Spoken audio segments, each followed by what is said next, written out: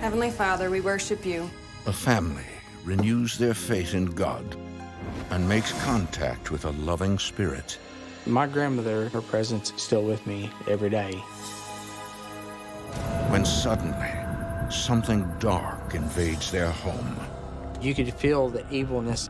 There is something that is not human. I was so scared that I couldn't even speak. Now they must fight for their souls in the ultimate battle between good and evil. In America, there is real evil. It lurks in the darkest shadows and in our most ordinary towns. Between the worlds we see and the things we fear, there are doors. When they are opened, nightmares become reality.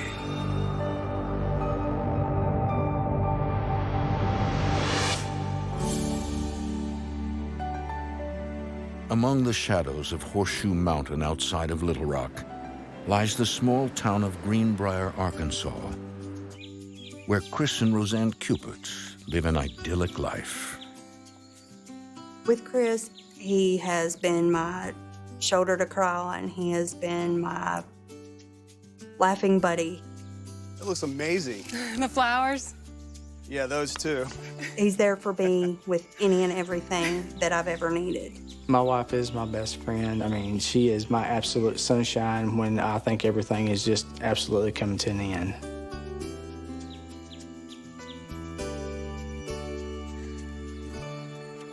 Race to the pool.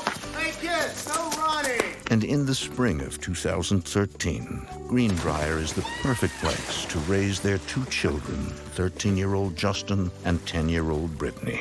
There was plenty of space for our kids, plenty of space for the family to grow.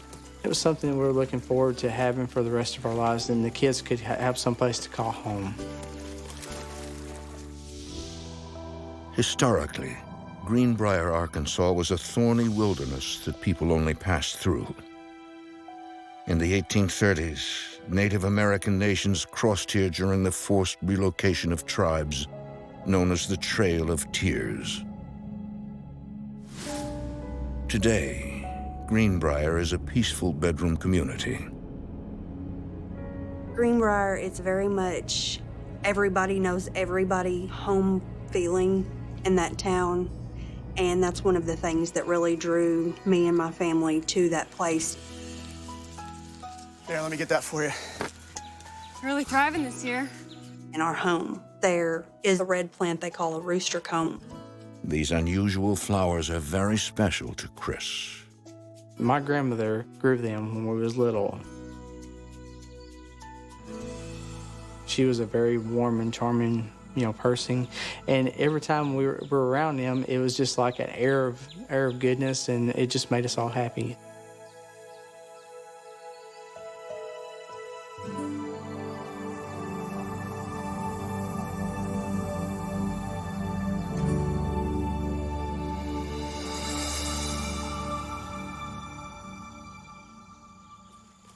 Hey, honey, you all right? My grandmother passed in October 2003. I do feel like her presence is still with me every day. Never better. Okay, well, keep an eye on the kids. I'm gonna go start dinner. Sure thing. When he said that he could feel her spirit watching over our family, that just made me feel like someone is looking over me to make sure I don't get hurt. We felt very blessed to say this is our home and this is where we will have our roots for the rest of our life. And it was just like our dream come true. But the unsuspecting family's dream will soon become a nightmare, and serenity will give way to chaos when their home in Greenbrier becomes a battleground between good and evil. Now war arose in heaven, Michael and his angels fighting against the dragon. And the dragon and his angels fought back, but he was defeated, and there was no longer any place for them in heaven. And the great serpent, who was called the devil and Satan, the deceiver of the whole world, he was thrown down to the earth, and his angels were thrown down with him. Chris's grandmother taught him the importance of religion and faith. I went with my grandmother, and we attended church very, very regularly. But after his grandmother passed, Chris went to church less often, until recently. When the kids got bigger, we wanted to instill core values that my grandmother had instilled in me. I really learned a lot by her, and that's the way I wanted to live my life. As part of their renewed commitment to God, the Cupid family comes together every night to conduct their daily devotional. No longer any place for them in heaven. We had a book. It was 365 stories of the Bible, and it would work through many of the well-known stories of the Bible. We decided that we needed to get more involved at church and go like on Sunday morning and afternoons and Wednesdays so we can learn more about God. Each time we went to church, we would get more faithful, and we would have devotionals every night. Do you know what the story's about? The war in heaven between God and the devil. That's right. But as the family's devotion to God grows stronger, something starts to affect the family members one by one. Heavenly Father, we worship you. We give you praise. Help us to grow in faith and guide us in your ways. It all begins when Roseanne senses evil. I did get a very uneasy feeling. It was very unnerving. To help others when they are in need. It's nothing that you can actually see, but you can obviously feel what is there. But to Roseanne, the feeling is not entirely new. She remembers the same sense of dread after she toyed with the supernatural as a child.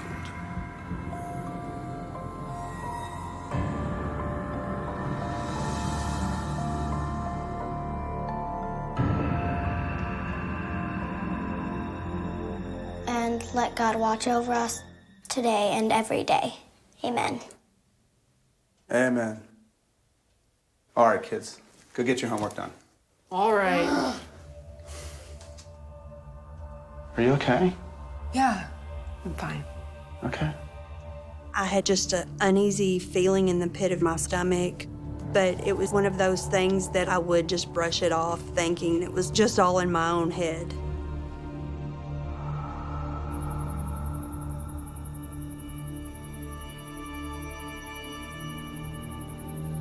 Later that night, Roseanne is overcome with the sensation once again.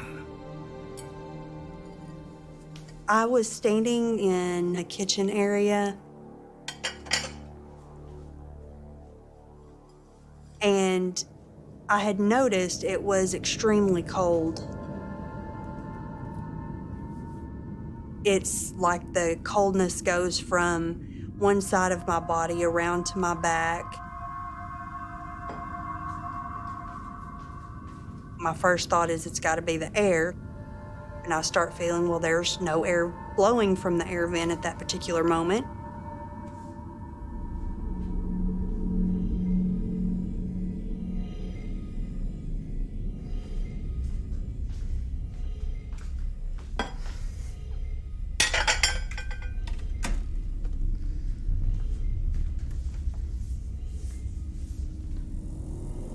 It made the hair on the back of my head stand up like someone's there and not seeing a soul.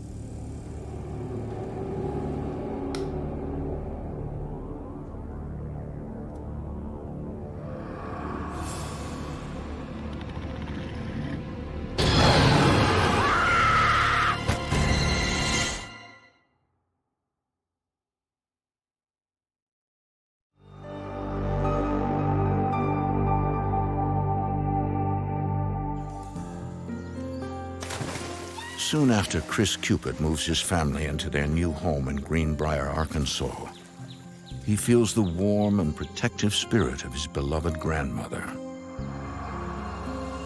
I was very sad that she passed, but it's a comforting feeling knowing that she is around.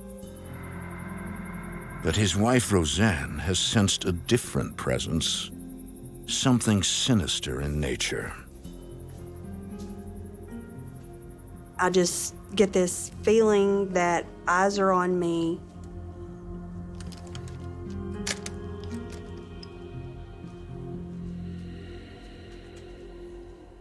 And it scared me. It was just kind of a spine-tingly feeling.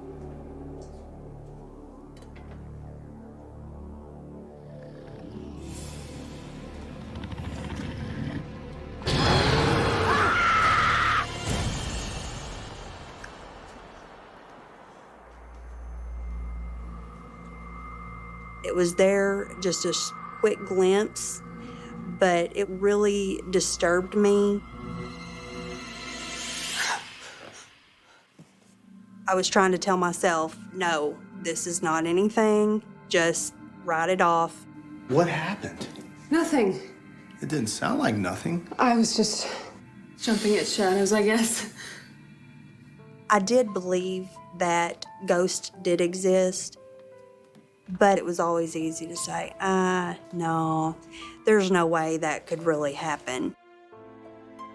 But it turns out Roseanne isn't the only family member having strange experiences.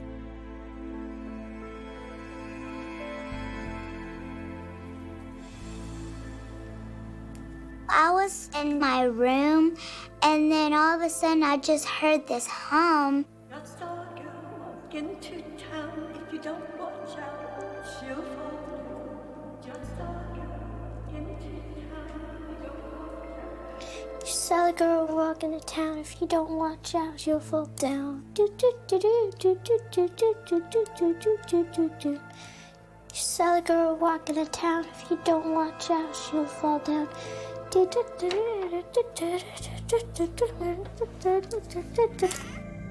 What's that you're humming, Britt? Just a song I heard. It was just kind of odd because my grandmother used to hum that song, and she did that when I was little because she'd bounce us on her knee doing that. My kids have never heard this. My daughter's never met, my grandmother. She passed a month before my daughter was born. Here's how the girl walking in town. If you don't watch out, she'll fall down. Where'd you hear it? Susie Q. Susie Q. Somebody said Susie Q, so I just told them it was Susie Q. Susie Q. Chris is doubly surprised. If my grandmother forgot somebody's name when I was younger, she'd always say, oh, that's Susie Q over there. I can't remember her name, but that's Susie Q. And that's something that me or my wife never said. And for her to just pick up on that and start saying, it was just kind of really, it's just mind-boggling.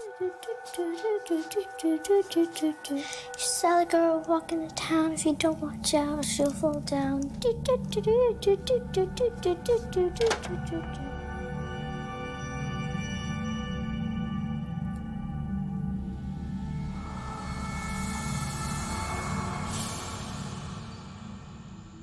In the spring of 2013, the Cupid family gathers for their usual daily devotional. Heavenly Father, thank you for blessing our family, and thank you for letting us feel the differences between right and wrong.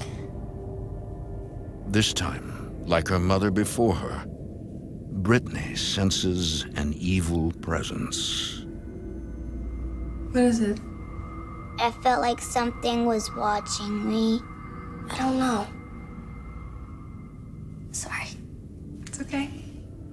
Dear Lord, please help us to become close to you and to protect us from evil as we make our way to heaven. Amen. Amen.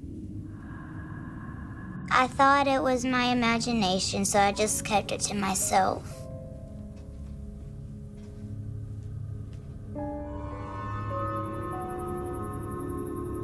But once again, something's been awakened in the house.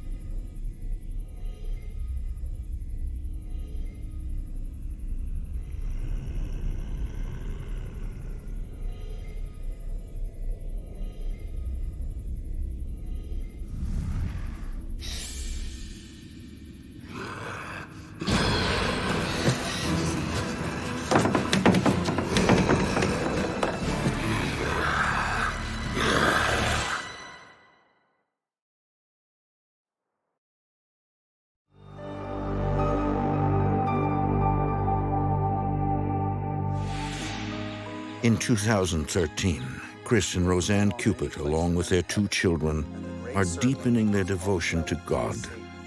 He was thrown down to the earth, and his angels were thrown down with him. When they suddenly sense the presence of 2 entities in their Greenbrier, Arkansas home. The spirit of 10-year-old Brittany's great-grandmother appears to be watching over her, singing sweet songs into her ears. You don't watch out, you'll fall down. It just kind of shocked me because she's not alive and she can't talk to me. Help us to grow in faith and guide us in your ways. While a dark force menaces the family. But one thing's for certain. The night belongs to the evil one. And tonight, it's after Brittany.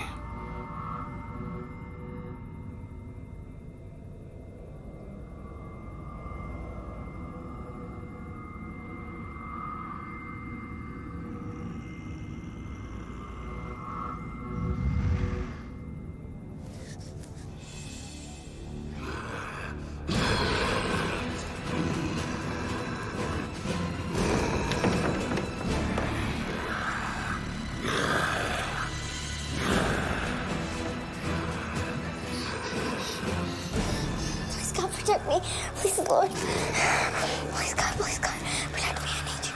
Please, God, protect me, I need you. Please, God, please, God. It was like hell. Mommy.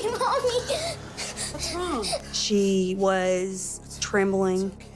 She was crying. I could not get her to calm down. The devil's trying to get me. It's okay. It's just a bad dream. It wasn't a dream. I was so scared that I couldn't even speak. Nothing's gonna happen to you, okay? Now, let's go back into your room. No! Please don't make me go back in there. It was more than just a nightmare. That nightmare felt like it was real life. Brittany, I promise I'm not gonna let anyone hurt you. Can't I just sleep in here tonight? Okay, baby, come on. After having some of the experience I had at that point, I was afraid that it could have been more than just a dream. For now, Chris and Roseanne manage to soothe their daughter's fears. But Brittany's terror is just beginning.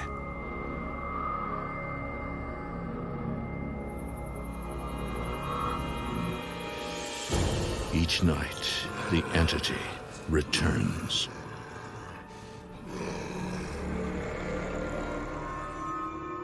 Brittany's older brother, Justin, grows concerned. The first time that Brittany had a nightmare, I didn't pay any attention to it, but it kept happening, so I started getting a little worried. It was like once a week and then twice a week, and then it ended up to be every day. She never told me anything about her nightmares. She just told me that they were really bad and she didn't want to talk about them. Our Heavenly Father, please help Brittany to know that you are watching over her. I would pray that I would stop having these nightmares because they scared me to death, and I didn't know what to do. And that her family will always be there for when she needs us. We knew something was going on, but we didn't know how to reach out to her, how to, to help her. I mean, she was just so sad and so just, distraught, I guess is the best word for it, that she was just not our little girl. But the dark force is relentless. It now sets its sights on its next victim.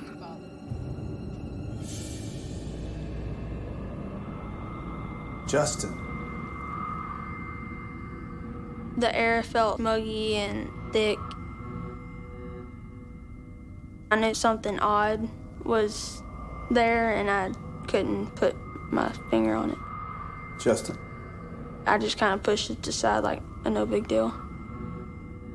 Fill our family with love and light and guide us so that we can be closer to you, our Lord. Amen. Amen. That night,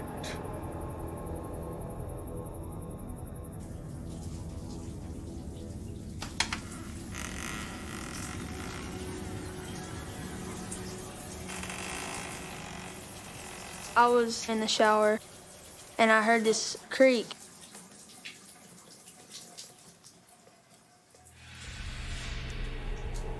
And I didn't know what it was.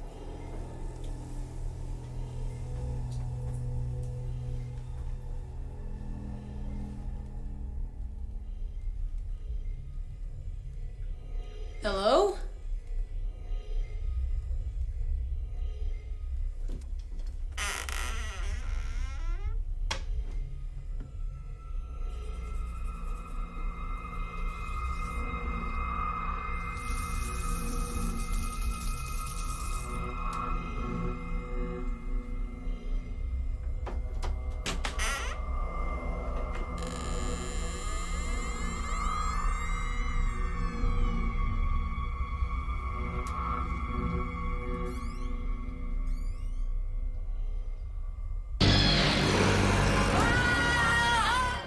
For more haunting, visit DestinationAmerica.com.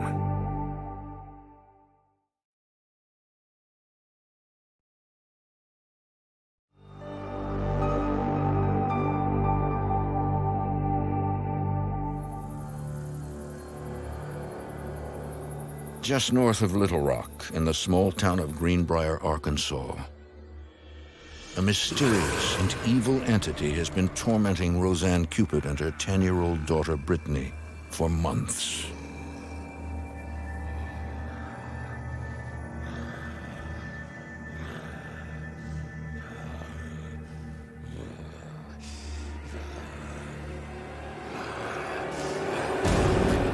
Wake up, wake up, wake up, wake up!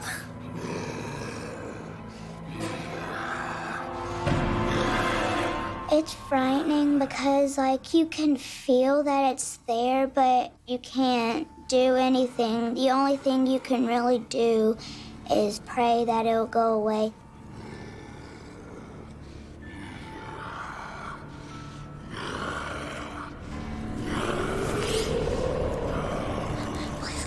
Please God, protect me. I was just freaking out, like, am I going crazy? Am I imagining things? Or is this real life?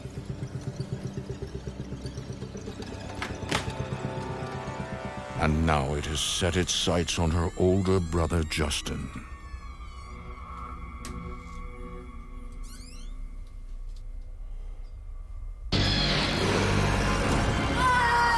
I saw this hand come straight for me.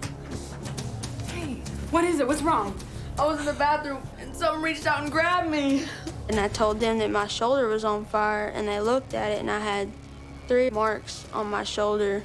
I started to see things, and my brother saw things, and now it's hurting us. I was like, what is he gonna do next? It hurts. Wow. After Justin's attack, Chris and Roseanne fear for their family's safety. Dad, I'm scared. With everything that was going on, I thought the home could be haunted. That was very, very scary. As a mother, you want to do everything in your power to protect your children. We can't do this alone. We need help. There is something that is not human that is trying to get in the middle of our family.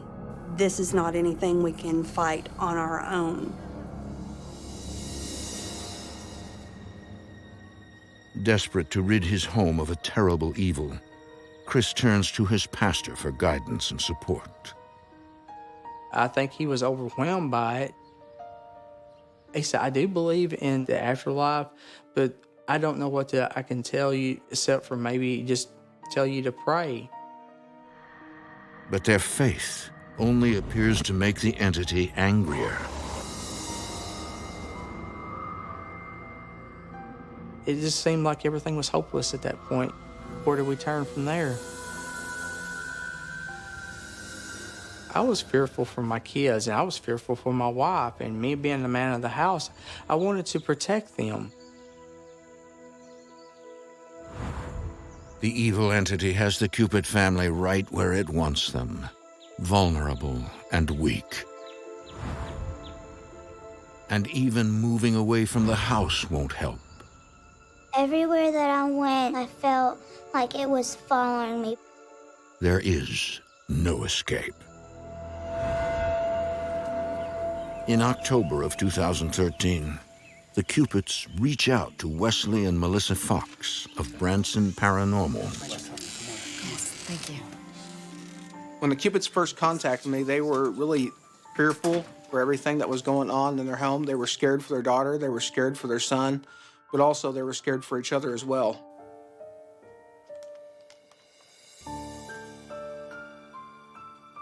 Hello. I just want to thank you for helping us with this. When I knew Wesley and Melissa were coming to the house, I was thankful. We need somebody to get this thing out because we can't live like this. When I first met Brittany, it was like stepping out in the sunshine for the very first time. The warmth that you feel. God bless you, and thank you. Our love of God is another thing that is very unique for her. Her faith is unshaking. It's not like anything I've ever seen before, especially in a child her age. The investigators work quickly to gather evidence of any paranormal activity in the house. Wesley uses an EVP, or electronic voice phenomena recorder, to capture any unknown sounds or voices from beyond the physical world.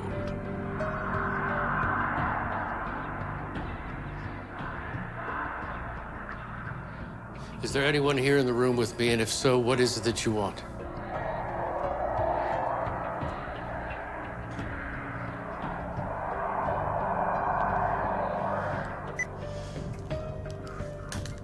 The EVP was in Latin, and it was actually translated to children's souls. While Wesley conducts the EVP session, Melissa is drawn to Brittany's room. I am a psychic empath. I hear things that the average person does not hear. I see things that the average person does not see. She immediately senses two distinct presences. When I first walked in, I could feel different entities. One of them was Brittany and Justin's great-grandmother, but the other I wasn't real sure about at first. I just thought it was something dark. And the sinister force appears to be growing stronger.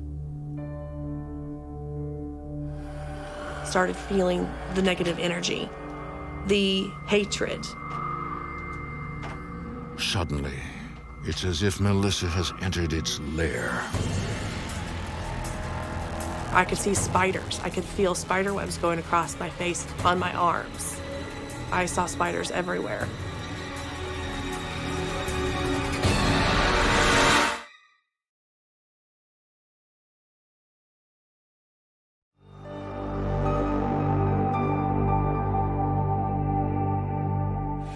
It's the fall of 2013 in the small town of Greenbrier, Arkansas. For the past several months, a dark entity has been terrifying Roseanne Cupid and her two children, 10-year-old Brittany and 13-year-old Justin. Hello? No place is safe.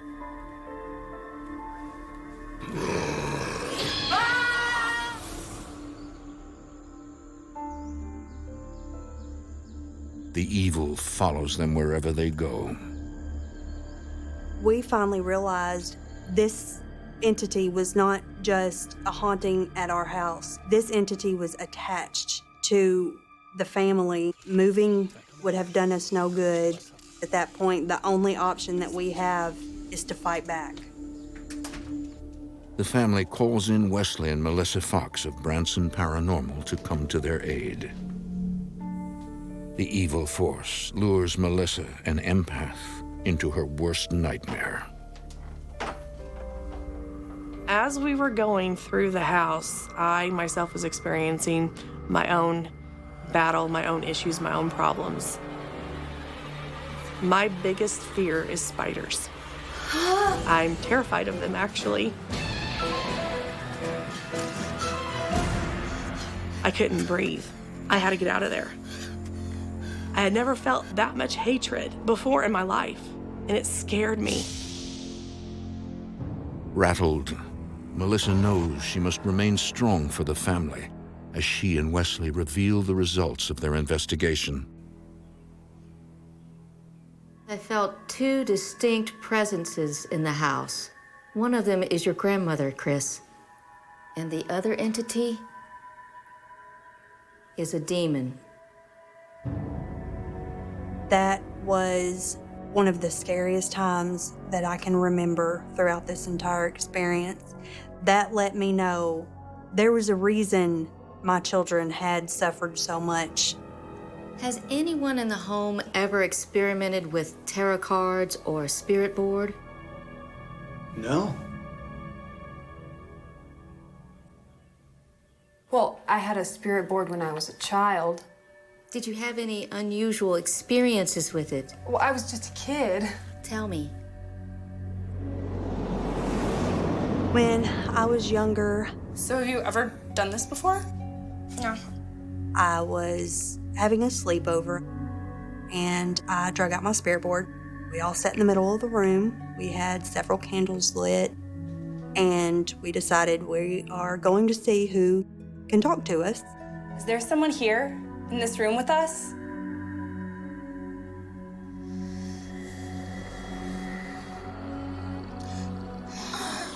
Okay, put it back in the middle. Who are you? Can you tell us your name?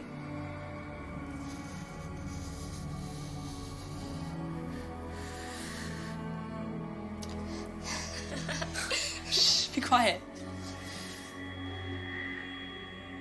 If you're real, please give us a sign.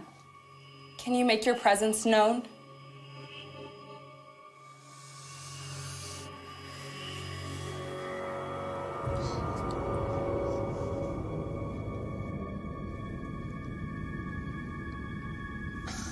This is stupid.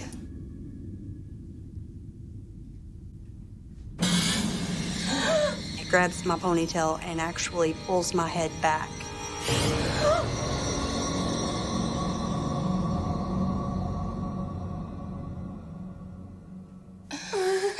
Very funny, Roseanne. You're right. This is stupid. We should do something else. Although Roseanne's encounter happened many years ago, to Melissa, the haunting now makes sense.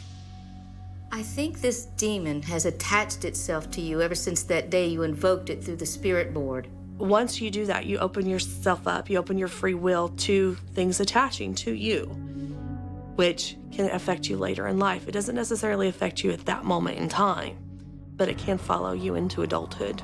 I felt beyond guilty because this is what has caused my babies so much grief. It absolutely broke my heart. But the things we've been telling you about, it's only been happening for a few months. Something woke it up. Our theory was this attachment lay dormant for many years, but as soon as they had children and started to go to church on a regular basis, this woke up the demon. Because now the demon was sure that it was losing these kids to God. Thank you for blessing our family, and thank you for letting us. It showed itself because they became more active in church. They started doing nightly devotionals. What is it? And the family as a whole became more spiritual. They became closer to God.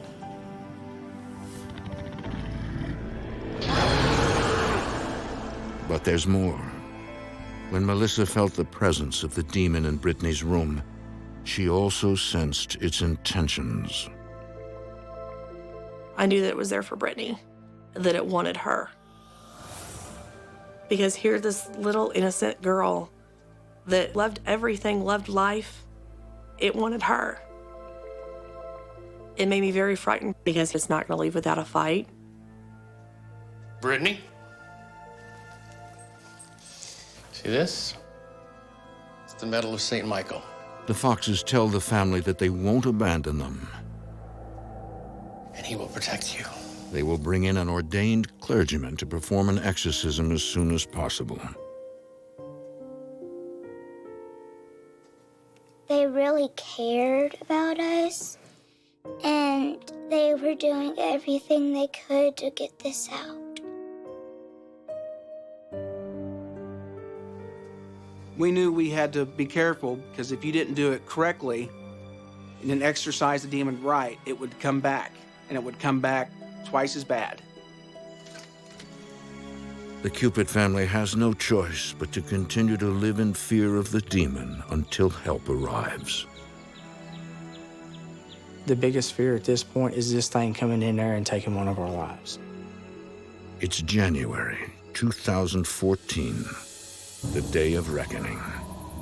Demonologist Joe Eder arrives at the Cupid home. Well, demons are out to destroy you. That's what the ultimate goal is. They want to eradicate you from the planet. They hate you.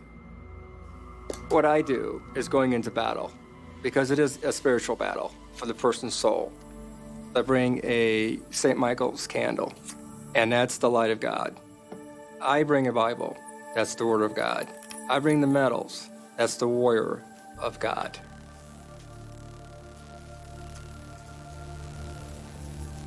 You may enter now.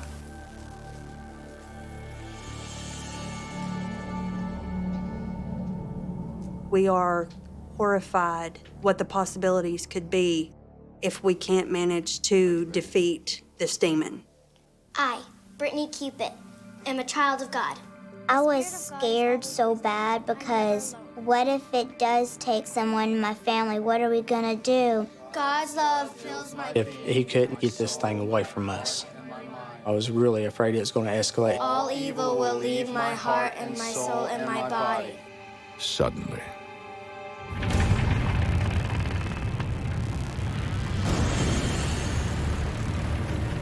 you could feel the evilness in the house. You could hear groans, you could hear moans, you could hear pops, you could hear snaps. It did not want to leave the home. All evil will leave this home, for evil cannot live in God's home. Show yourself. Show yourself. Show yourself, you coward!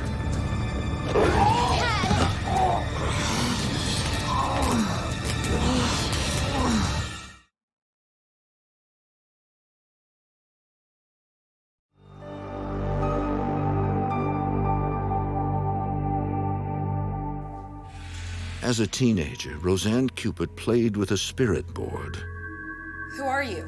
Can you tell us your name? unwittingly opening the door for a demon to attach itself to her.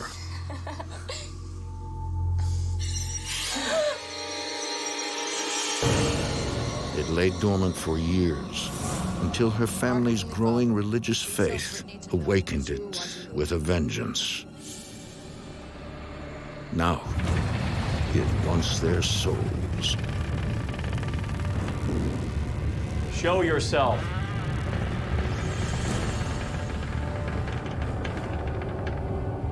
Show yourself. Show yourself, you coward!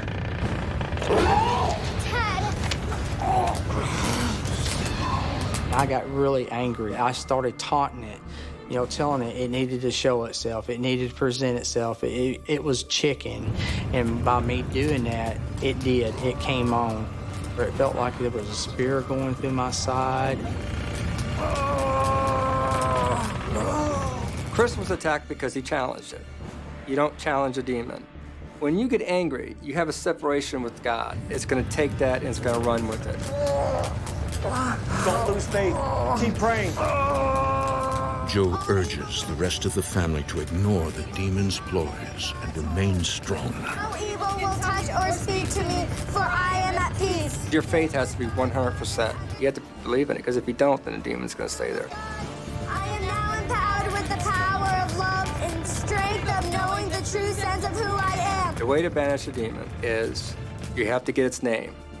And once it confesses its name, it has no recourse, it has to go back to its original source. I go into a remote prayer, like a meditation, and the name just comes to me.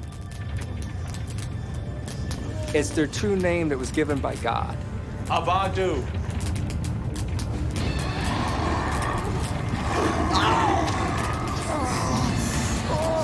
You have no recourse but to leave this house.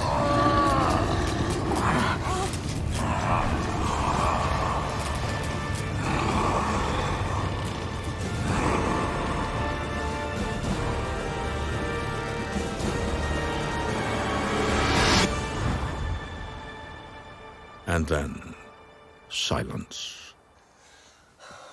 I love you, Dad. I love you too. It was just like going from a dark, turning the light switch on. God had taken over. They had that angelic glow around them again, a protection field, as you would say. And that's when I knew it was gone. I knew we could have our life back. We could become the family that we once were.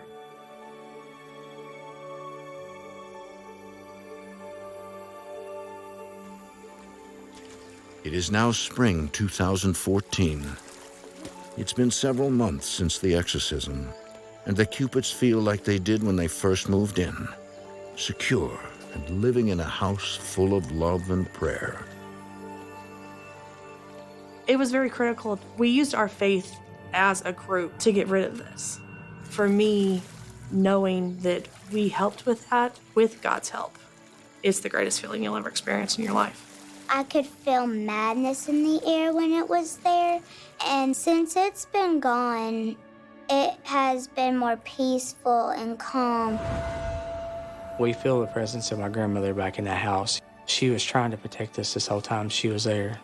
But for the family members who did battle with the demon, they will never forget the face of evil. I was happy that it was gone because I didn't like being worried all the time that something's watching you or it's gonna get you when you're not expecting it. It made me realize that the people that say that these things happen, that they're not just like nuts and they're crazy, because it happened to me, so I believe them. We had struggled. We were at a rope's end. We had that feeling of just peace, calmness that we hadn't had in so long, and words cannot describe, how thankful we are. At the beginning, I didn't believe in this. I thought, this was just a fairy tale. But once it started to happen to me, I started to realize that this is real life. Since it's gone, I've learned just put it behind me because now it's not there, so be happy that it's not there.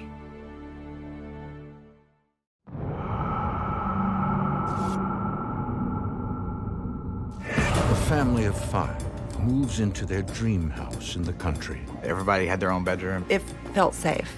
And soon encounters paranormal activity. What begins with footsteps and imaginary friends Something was there. escalates into something so evil I saw her laying in a puddle of blood and I thought she was dead. and so powerful it may never be tamed. Cast into hell all the evil spirits. Amen. In America, there is real evil. It lurks in the darkest shadows and in our most ordinary towns. Between the worlds we see and the things we fear, there are doors. When they are opened, nightmares become reality.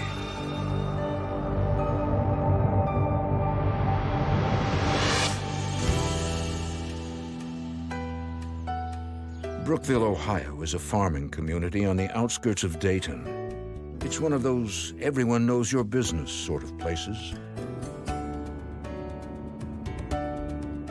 Settled in 1850, Brookville sprung up from nowhere along newly laid railroads built to connect larger cities.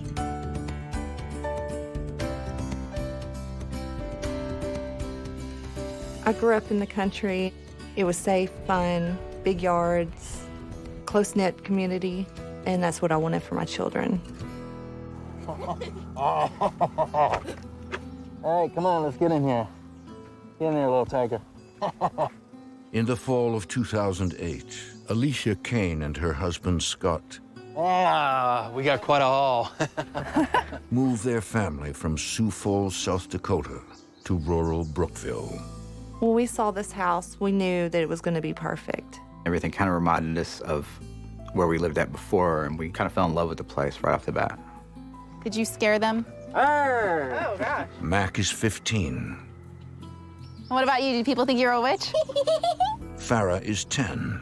And what about you, little devil? And Marissa is 6. Financially, we were very stable. She was able to stay at home with the kids and not have to worry about work. It was a quiet little town. Everyone knew everyone. It felt safe.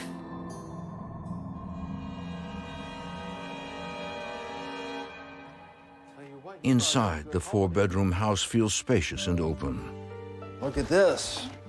We've always been in smaller homes, and it was a good-sized house, and we would have plenty of room. Everybody had their own bedroom, and there was lots of space for everyone to run around. And who's got some candy for Dad, huh? What is that?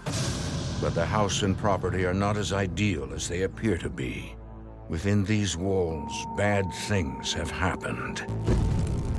Spirits are not at rest.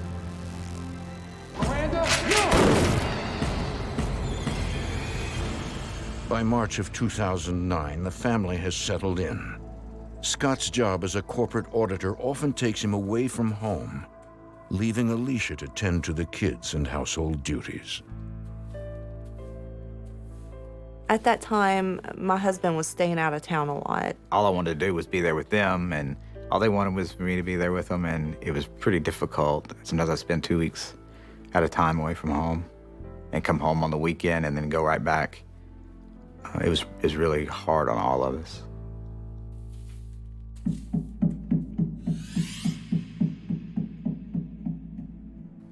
Six months after moving into the house, weird things started happening. I heard footsteps, and it sounded like bare feet hitting the wood floor.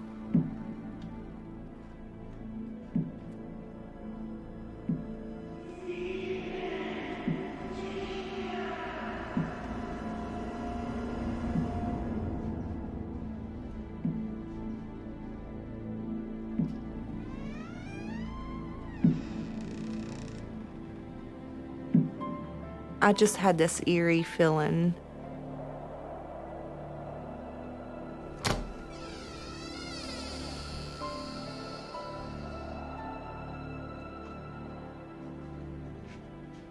I couldn't see anything, but something was there.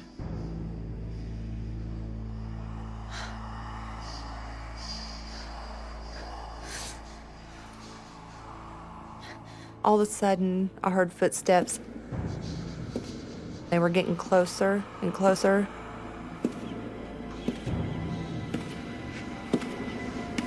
All of a sudden, it stopped.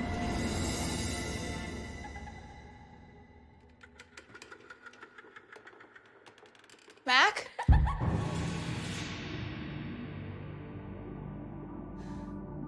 When I didn't see anything, it made me feel like maybe it was just me. I felt confused, frightened, crazy. My gut told me that something wasn't right in that house. Alicia decides to keep the strange experiences to herself. When Scott returns home from his business trip, she feels safe once again. But one night, Alicia suddenly wakes up to intense heat. It feels as if the house is on fire. I was really hot. I had to throw the covers off. It must have been 90 degrees in that house. I was burning up. Scott, did you turn up the furnace? Scott.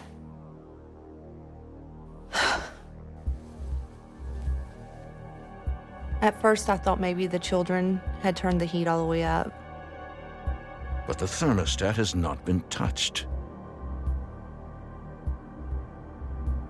So I went to go check the furnace.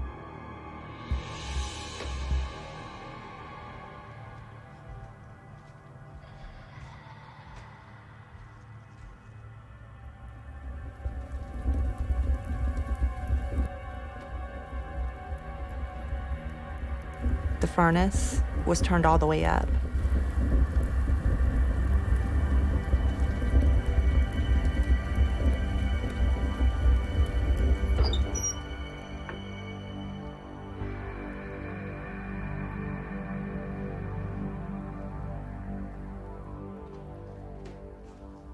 I knew it was weird that there was nothing to explain it, but I just kind of let it go.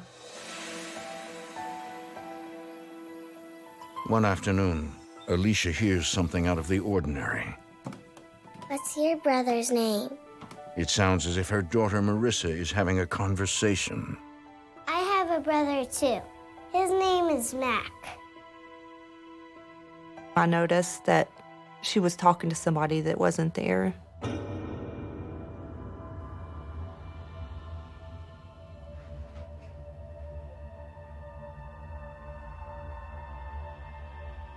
Who are you talking to, Marissa? Jacob. She was telling me that it was a little boy named Jacob and his brother named Stephen. Him and his brother Stephen used to live here. Look, I drew a picture of them.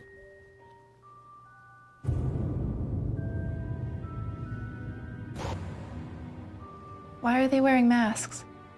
Jacob said they got hurt real bad. She told me that they wore sacks over their heads because they got burned in a fire and they didn't want to scare her.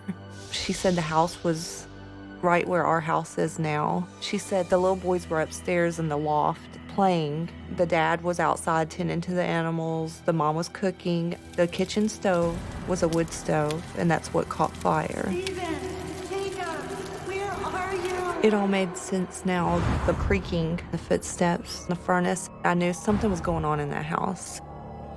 Where are Jacob and Stephen now? Right there. I didn't know what to think, but when Marissa told me everything in detail, so much detail, I knew she couldn't be making it up. It frightened me.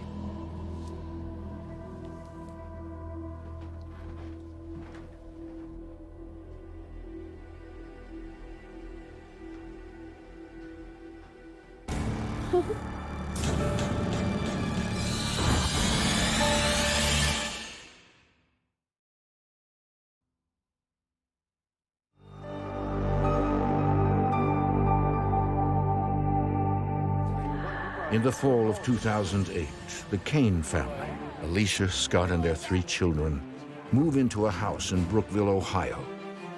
At first, all is well, until a few months later when Alicia begins to suspect their home is haunted.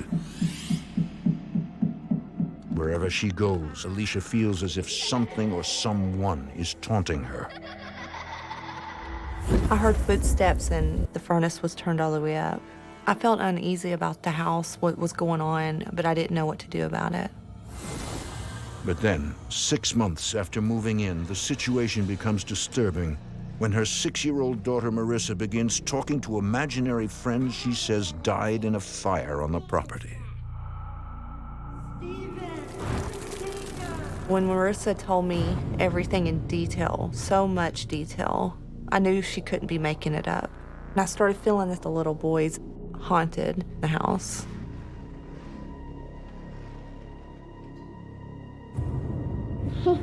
My gut told me that something wasn't right. I just wanted answers. Alicia has not said a word to her husband, Scott. I decided not to tell Scott because he was out of town working a lot.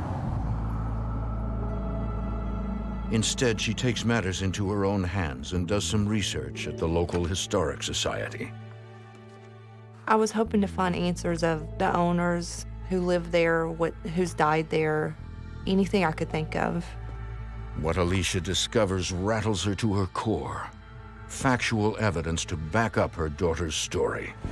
I found out there was a home on the property in 1865 and that it had burned down, so that confirmed what Marissa had told me. In that moment, I knew something was going on in that house.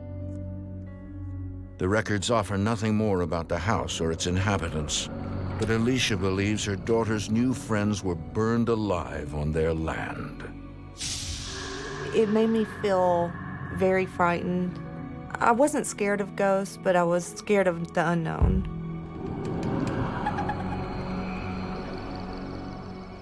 That night, Alicia tells her husband about the records of the fire and Marissa's new friends. I'm really worried about Marissa.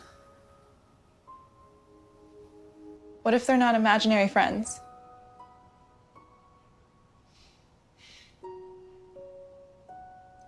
I don't know, what if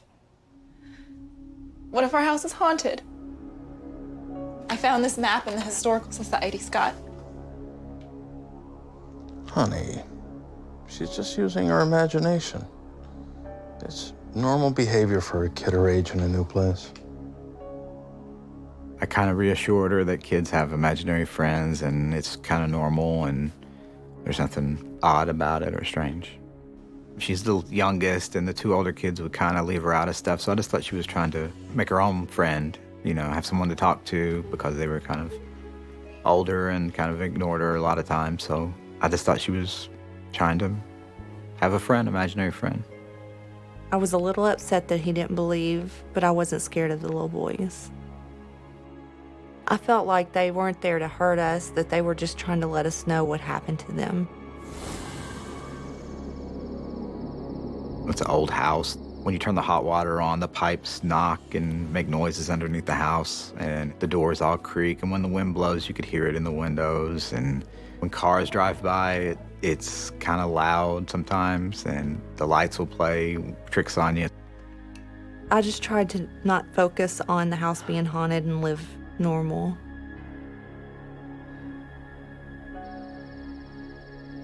Then, a few weeks later,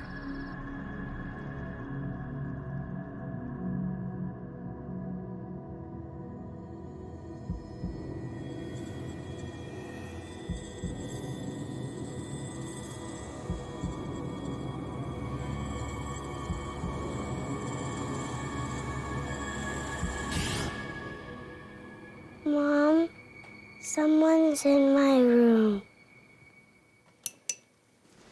Scott, Marissa said somebody's in her room. You could tell she was very upset. Relax, sweetie. You're probably just having a nightmare. Maybe she should sleep in here tonight. Honey, it's fine. Come on, kiddo. Let's go check this out.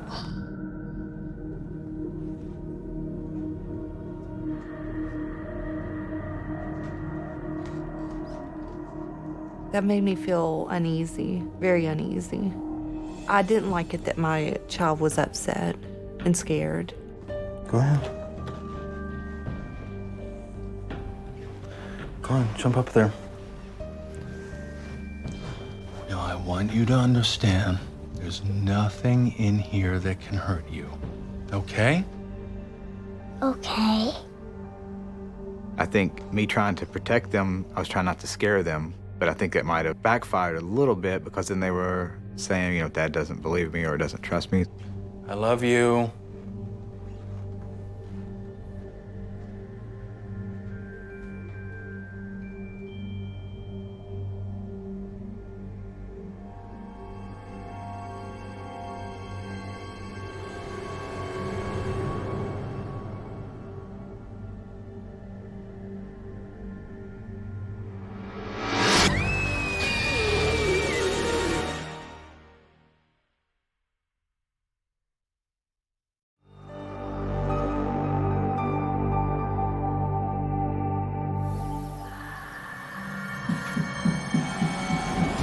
It's 2010.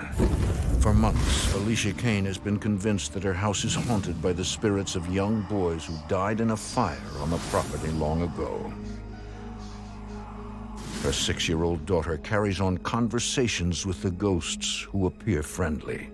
What's your brother's name? While her husband, Scott, refuses to believe. Honey, she's just using her imagination. One night, young Marissa is visited by a much more terrifying entity. Mom, someone's in my room. Honey, it's fine. Come on, kiddo. Let's go check this out. There's nothing in here that can hurt you.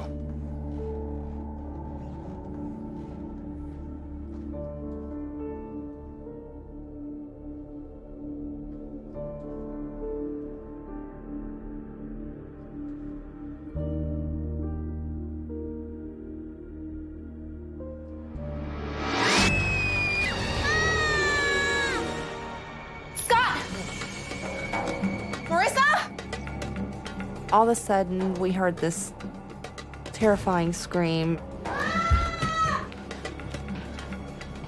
She said she saw a woman in her room. She said the woman's dress was torn and she was bleeding. It was very real to her. I had never seen her that scared before. It's okay. What happened? Nothing. Marissa's older siblings, Mac and Farah, are concerned about their sister. I knew something was definitely strange going on. But Scott still isn't ready to accept that his house is haunted. Scott thought that because we were talking about the little boys, it stirred up Marissa's imagination. Come on. She can stay in our room tonight. I knew 100% that my house was haunted. I was starting to think that there was more to it, not just the little boy ghost. Over the next few weeks, everyone in the family is on edge. Even Scott feels the tension. I started noticing that the kids were a little more skittish in certain areas of the house, and the girls wanted to start sharing a room together. They didn't want to sleep alone. And so we moved Marissa out of her room into Farah's room. The whole kind of vibe of the house had started to change. We were all walking on eggshells. We didn't know what to do. We were all very scared. But with Scott working out of town much of the time, it's Alicia who must cope with what her husband still denies. That something sinister inhabits her home. I wasn't sure what was going to happen next.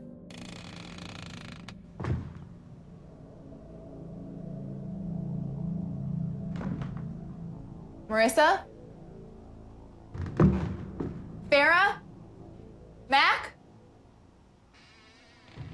I was starting to think maybe something bad happened in that house. Miranda, no!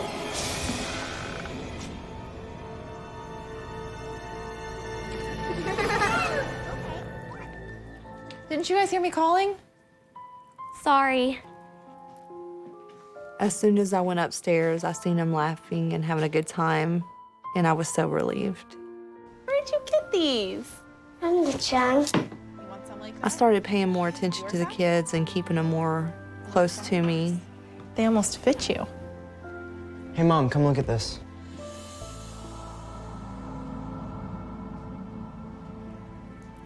All of a sudden, Mac handed me this bloody, ripped-up shirt that he had found. It had been placed in the eave of the attic. Give me that. Kids, go downstairs. But Mom. Now. Alicia believes the bloody shirt has a connection to the woman who scared Marissa in her room.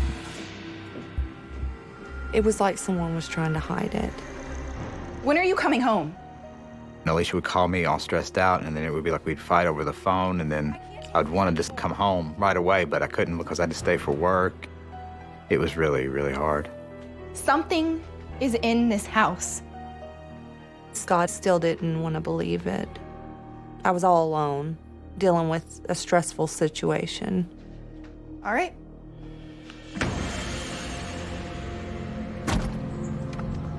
I felt like I didn't have anybody to talk to. I felt alone, scared. I didn't know what to do.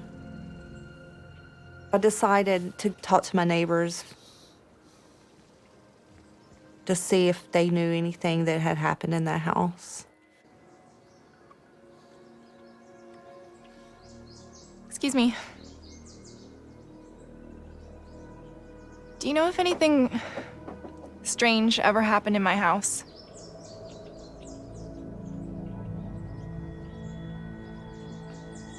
I just can't believe you're living in that house. You know someone was murdered there, right? Murdered? What do you mean? We were all shocked.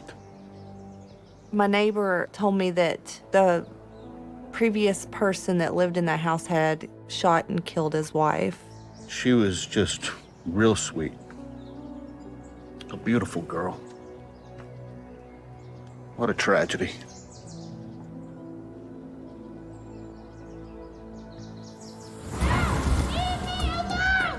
According to local newspapers, the murder took place in the early 1980s. Where are you gonna go, Miranda? Where are you gonna go? You have nothing without me. You understand me? The newspaper article said they had been in an argument. Miranda, no! And he shot her twice in the back. It confirmed what had been going on in the house, what Marissa had seen. It's when I realized that the house was really haunted. I was feeling every kind of emotion there is possible. I was scared, frustrated, angry, and now I was worried about my family. I felt completely powerless. But the real terror for Alicia's family is just beginning. A few days later, Farah hears strange sounds coming from somewhere in the house. Mom?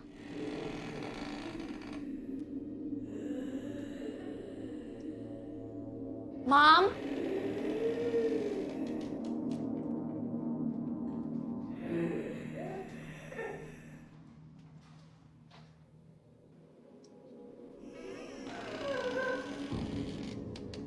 Mom?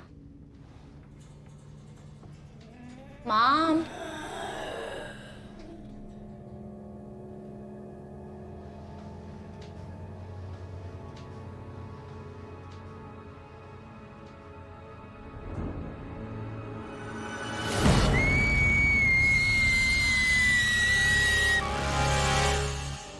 For more haunting, visit DestinationAmerica.com.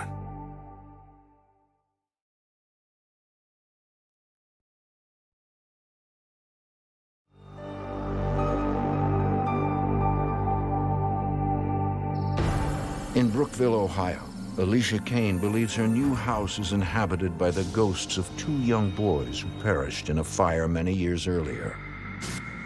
After thinking about it, I realized that the boys weren't trying to hurt us. But the haunting intensifies when Alicia learns a woman was murdered in her house. Miranda, no! Mom? Now, the murdered woman's spirit begins targeting Farah, Alicia's oldest daughter. Mom?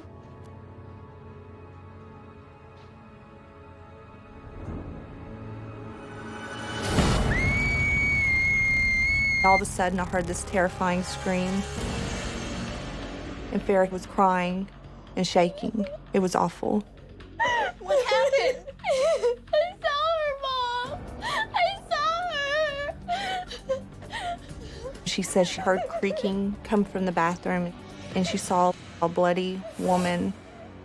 She was bloody all over. She had blood coming from her eyes. I tried to calm her down, but it was really hard. She was really freaking out. The way Farah described it, it seemed as if it was the same woman that Marissa had seen. Alicia is devastated. It all made sense now, the clothes that Mac found and what Marissa saw. I was absolutely terrified. It was now targeting my kids, and I didn't know what to do. Alicia feels betrayed because no one told her a murder took place in her home. I was scared, frustrated, angry that no one told us what happened in the home, and now I was worried about my family. I went to go get the clothes that Mac had found. I threw them in the fire, and I thought it would get rid of everything that's happened. I just wanted it to all go away.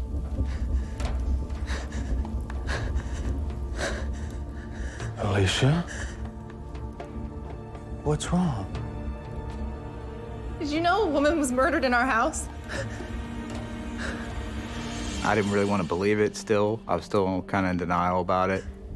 But when Alicia had told me that the previous owner had murdered his wife in the house, it kind of made everything fall into place. That's who Marissa saw in her bedroom that night. And Farah saw her in the bathroom this afternoon. And she was covered in blood.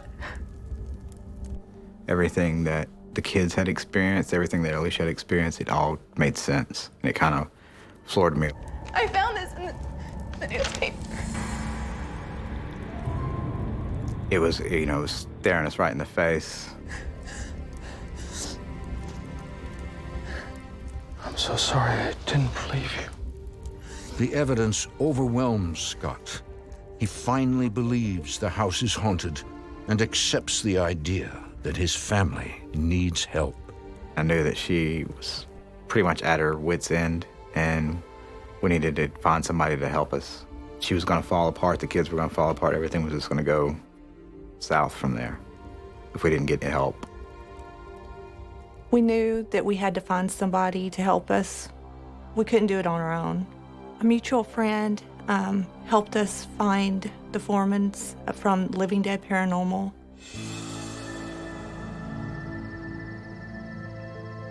Soon after, the team of 3 brothers, Josh, Sean, and Rocky Foreman, arrive at the house.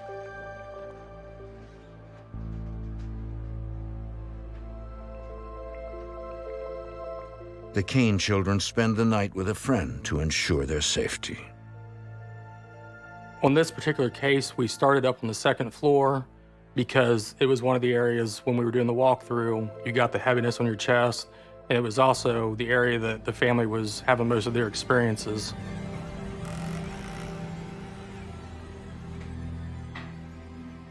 Was that open a minute ago? I don't think so.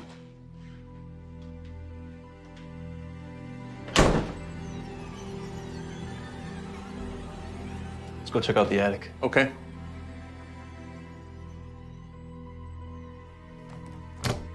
As soon as I open the attic door, you hear a female voice, just plain as day.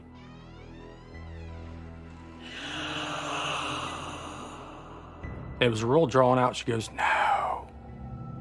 It was like she was standing right there with us. At that point, you know, part of you says, you know, get the hell out of the house. But Josh feels a sense of responsibility to the family.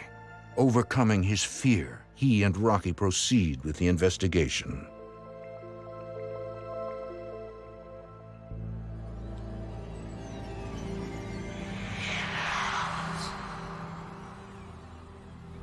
What was that? I don't know. Something's in here. He immediately got a sad feeling, and you know, he had asked if I was feeling the same thing he was feeling, because a lot of times, you know, when you're in the middle of an investigation, you'll get different emotions, you know, from sadness or fear. And just going up the attic, you got that heavy feeling. It was just like an overwhelming sadness.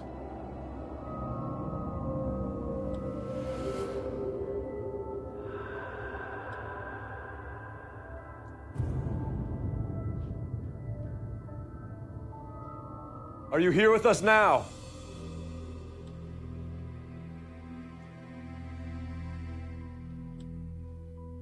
What do you want?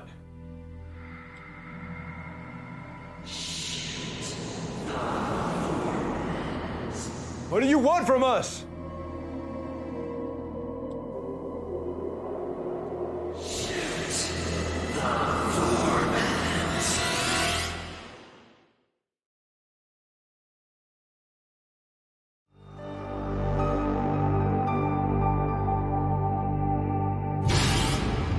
For the past 2 years, the Cain family has been terrorized by the ghost of a woman who was murdered in their Brookville, Ohio home. The Cains knew nothing about the killing before they moved in. Their daughter's terrifying encounter with the murdered woman's spirit forces Alicia and Scott to seek help from paranormal expert Josh Foreman and his brothers. Honestly, I really didn't know if it was gonna work or not. I didn't know what to think about the whole thing. While investigating in the attic, Josh and Rocky make contact with the murdered woman. Are you here with us now? What do you want?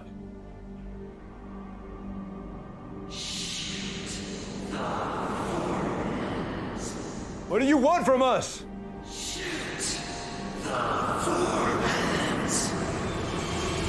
We heard a female voice, plain as day again, like she was standing right there with us, said, "Shoot the Foremans." When you actually get an EVP, knowing that it's your last name is really uneasy. We've investigated a lot of homes, and we've never ran into anything that was this aggressive. It was definitely eerie to get something that clear. It really validated for us that, whatever was in this house is linked to the murder. We need to pick it up a notch and do whatever we could do to help this family. Josh breaks the news to Alicia and Scott. This ghost is upset and hell-bent on disrupting their family. I believe the woman who was murdered in this house is still here. This was the home that she was supposed to start her family and raise her kids. And then in a very tragic and sudden way, all those dreams were ripped away from her. The foremans told us it would only get worse from there. I tried to debunk things that happened that I couldn't explain or had no excuse for it, but everything that was happening was real. Josh provides a solution. We'd like to bring someone in to perform a cleansing. We were at our wits' ends on it, so we didn't know what to do. I was terrified. I was hopeful that the cleansing would help.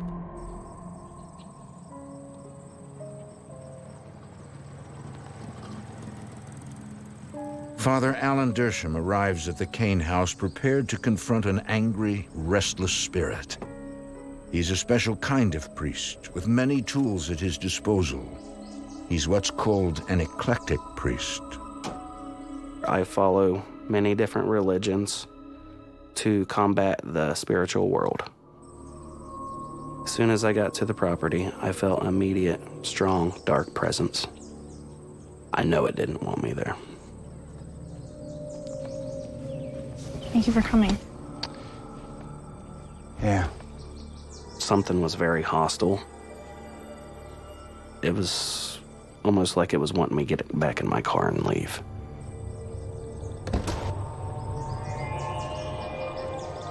While the family waits in another section of the house, Alan uses rites and rituals from 5 different religions to cast out the restless spirits. When I set up a cleansing, I picked the centermost room of the house and I burn a black candle that will absorb every negative energy into the house.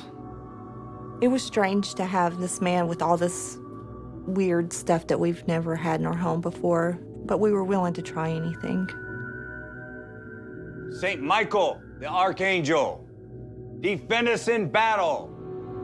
Safeguard us against the wickedness and the snares of the devil.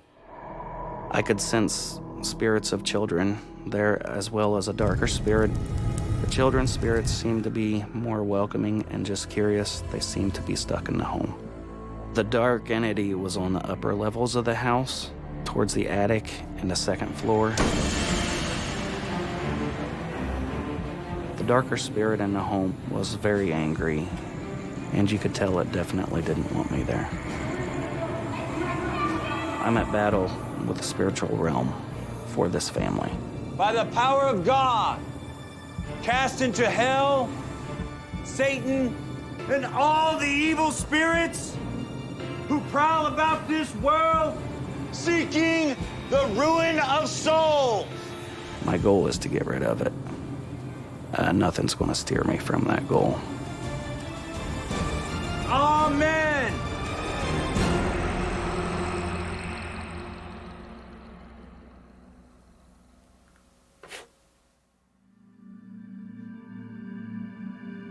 I felt very strongly that I had eliminated a presence within the home. For 1 week, life in the house returns to normal. All paranormal activity stops. Alicia and Scott are relieved, hopeful the cleansing has worked. It felt as if this big cloud had lifted off of our family. I was happy. The kids were happy. Everything was pretty much back to the way it was before. It felt like at the beginning when we first moved into the house. But the haunting is far from over.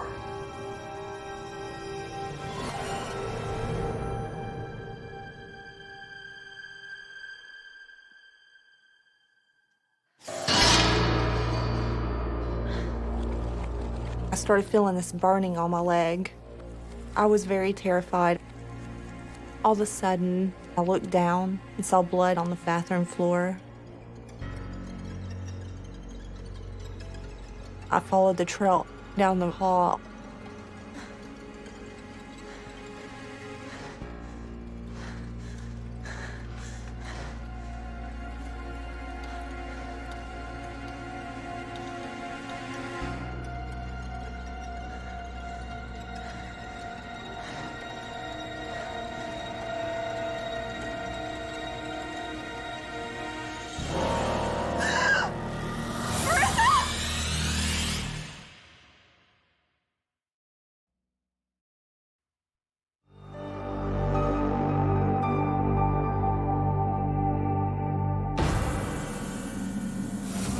I saw her, Mom!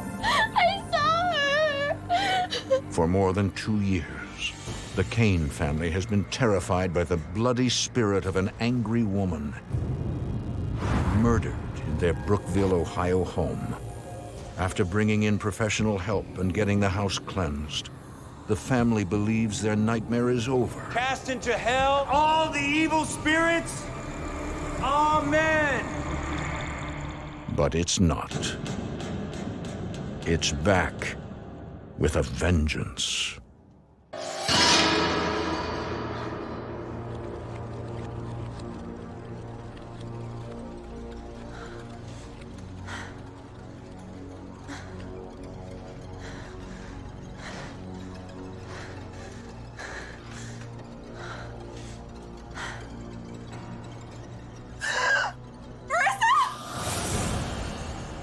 I saw her laying in a puddle of blood and I thought she was dead. Marissa? Marissa? Marissa? She woke up and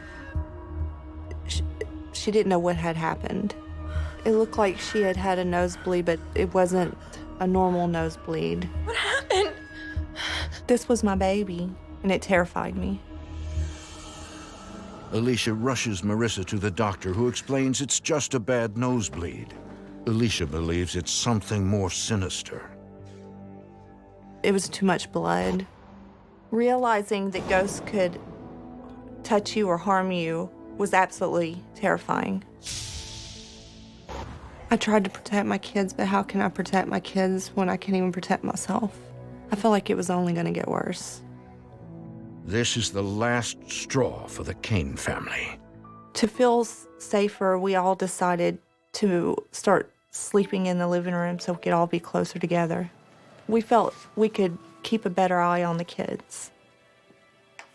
There was so much stuff happening that we couldn't even keep up with it. It was just too much. The family decides to move out as soon as possible, but for financial reasons, they have no idea when that will be. We are currently trying to get out of the house. It has been a burden on all of us to not be able to just leave the house. We're financially stuck, but we are saving to get out as quickly as possible. Me and Alicia decided that was it. We weren't going to take all this stuff anymore. We weren't going to go through everything again. We're trying to ignore all the other stuff that goes on and just concentrate on getting out of there. I had to go and have that talk with my kids again, that we got to be strong. Dad, what if the ghost comes in here? Paranormal investigator Josh Foreman plans a formal exorcism of the house once the Cain family moves. He hopes to make it safe for future inhabitants. Personally, for me, I was devastated to hear that the activity came back because we had tried everything that we knew from the different experiences we've had over the last 10 years of investigating the paranormal. But there is a chance that whatever they do, the spirits may never be driven from the property. It needs to be something more in your face that's really gonna push this thing. It's really time for us to think outside the box. My only hope is whatever this is doesn't follow them, and they can be at peace finally. One thing is certain, the Cain family will be forever haunted by the experience. I was definitely a skeptic. I didn't really believe in paranormal. No, I really don't know what to tell people. I wouldn't wish anybody to go through anything like that. It's horrible. It's not fun and games. It's really rough. It's not what I was intending for my children at all. It hurts a lot. It feels like I'm not protecting my family the way I should. I hope and I pray that my kids can get over this. I feel very lucky we have survived.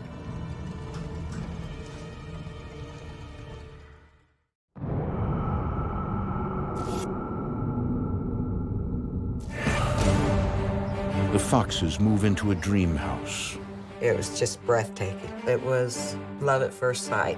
that soon becomes their worst nightmare. Blessed are the merciless. At first, the ghosts and demon taunt and tease. I couldn't believe what I was seeing. This cannot be happening. But then, they attack. I saw her gasping for air. Will the family get out before the house claims its next victim? In America, there is real evil. It lurks in the darkest shadows and in our most ordinary towns.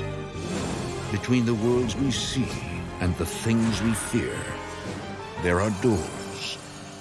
When they are opened, nightmares become reality.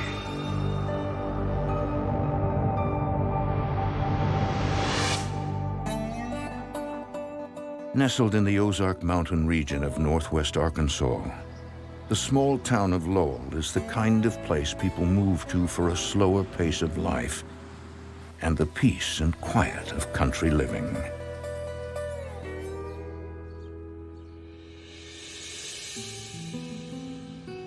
It's the summer of 1983, and the Fox family is about to meet their new home. When we first pulled up to the driveway, it was just breathtaking. It was like Gone with the Wind, Arkansas style. We had been living in Iowa, and jobs were so scarce. It's like we had finally made it, you know? Dad and Mom's hard work was paying off. The house has plenty of room for the family. Father Jesse, Mother Carol, and their two children, Mary and Wesley.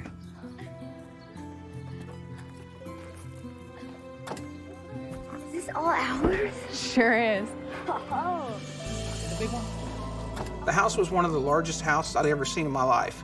Moving out of the small trailer into the large house was, an incredible feeling for me. I was very happy for my mom and my dad, but also, for my sister. Wesley was my baby, and he was 8 years old. There's 9 years between Mary and Wesley. Mary quit school. She was 17, and we depended on her to take care of Wesley and do work around the house. Thanks, Mom. My mother is still to this day one of the sweetest, kindest people I have ever known. I was close to both of my parents. Okay, you guys, we're never gonna get the rest of the stuff in the house if you don't stop fooling around. My father, Jesse, was typically Irish. At that point, he was fun. The Fox family feels they have lucked out in landing this house. The plant manager at the cannery where Jesse works rents the home out cheap to employees. Grab the door here, buddy. Carol and Jesse are surprised at how inexpensive the house is. But sometimes, good deals are good deals for a reason. Awesome. You said it was nice, but this is amazing. Dad, where am I gonna sleep? Well, that's the best part, kiddo. You each get to pick your own rooms. Really? All right! Wesley, I'm older than you, so I get the biggest room. Mary instantly falls in love with the house. It was just everywhere you looked, it was another wonder. Wow, we're gonna be living here? And then Mary discovers the attic.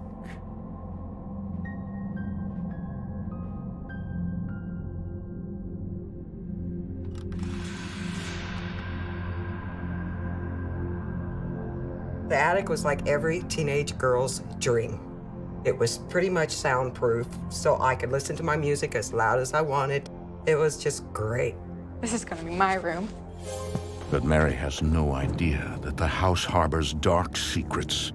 And in the place she's chosen as her bedroom, unspeakable atrocities have taken place.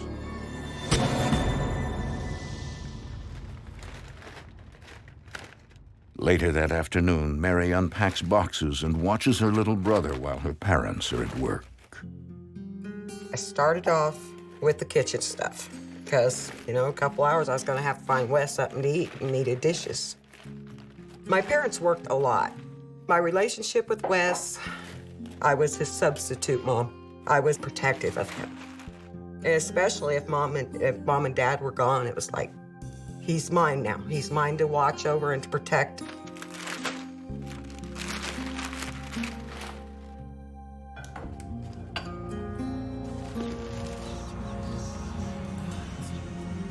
Suddenly, Mary gets the feeling there's someone in the room. I had a sensation like somebody was really close.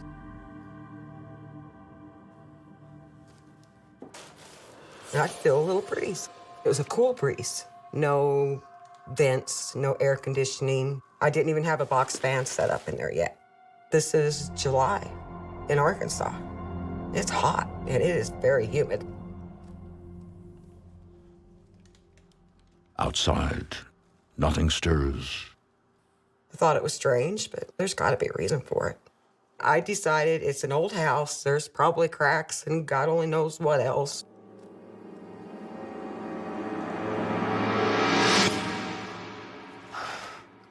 Can I go for a bike ride? Sure. Just be back by noon. Okay.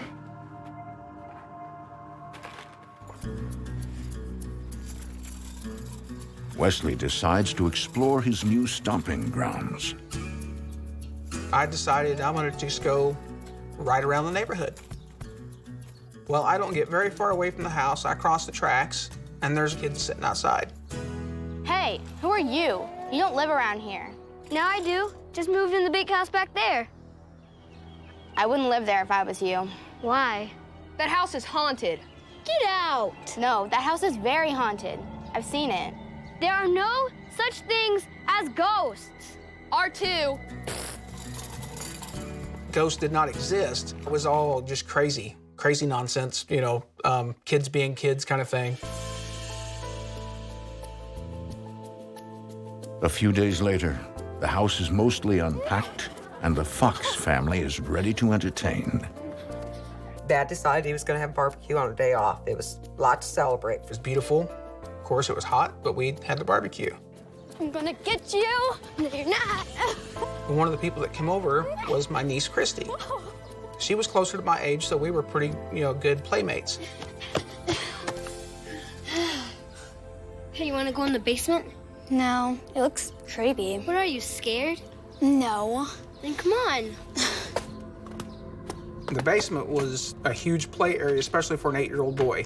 I thought that was going to be the perfect place to go play hide and go seek, because you could go into almost any room, and it's going to take a while for someone to find you.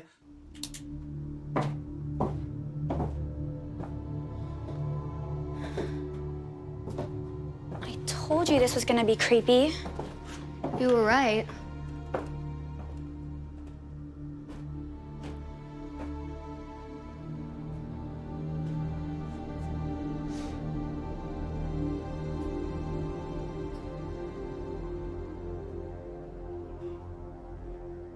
Wonder what's in here.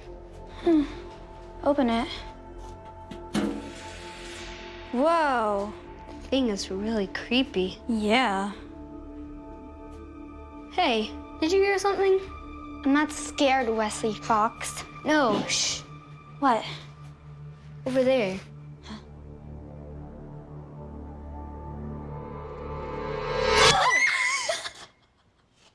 Wesley! I think we should go back outside. Yeah, okay. Hey, look at these old shoes. Whoa. We noticed a pair of old-fashioned shoes. The shoes didn't look like anything other than just a pair of old shoes. They must have been left behind by the people who used to live here. I don't know. I'd never seen them before. You haven't?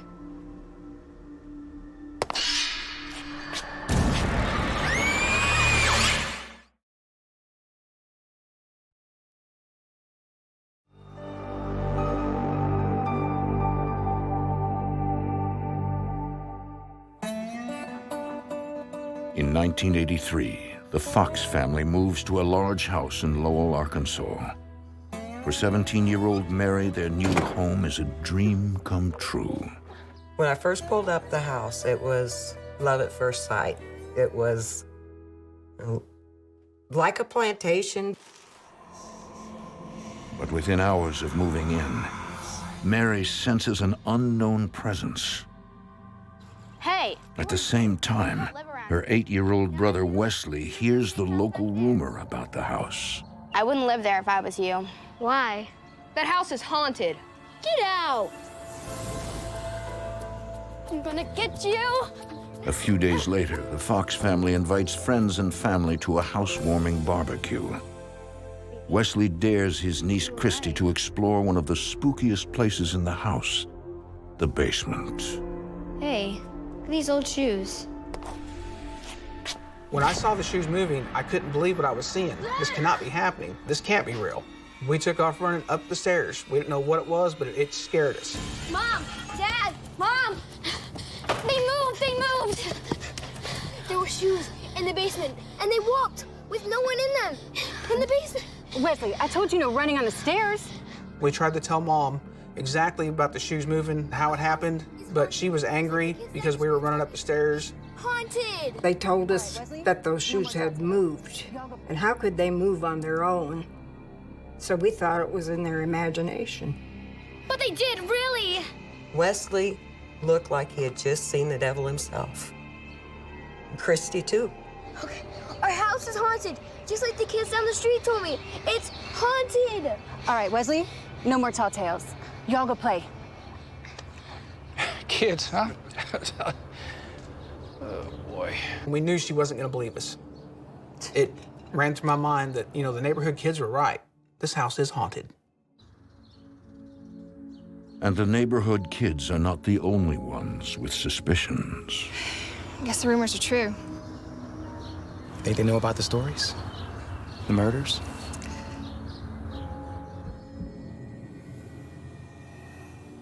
Longtime residents tell stories of multiple murders and suicides that have taken place in the house.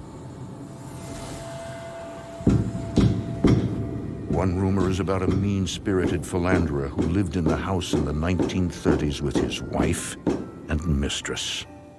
When I say I expect dinner on the table, I expect it. You think I'm made out of money? That we can go out all the time? Your job is in the kitchen. And if you don't like it... Then one day, one of them snapped. Roadhouse where I found you.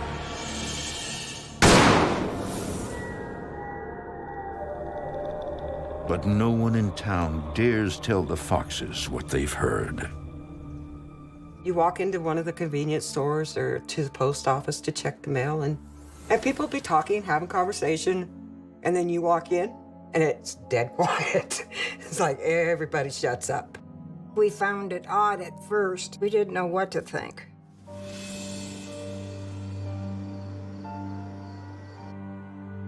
Several weeks after moving into the house, Mary is up late watching a movie.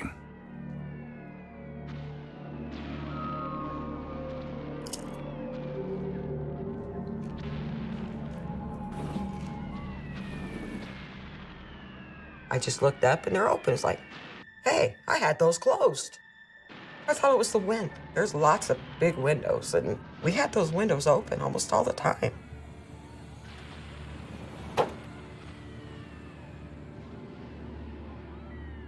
And I just think, oh, it's gotta be the breeze.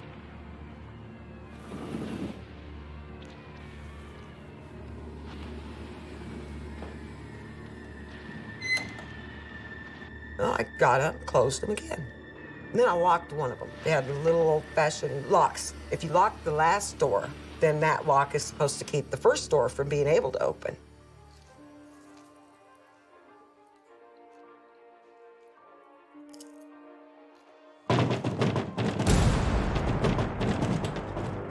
They started rattling.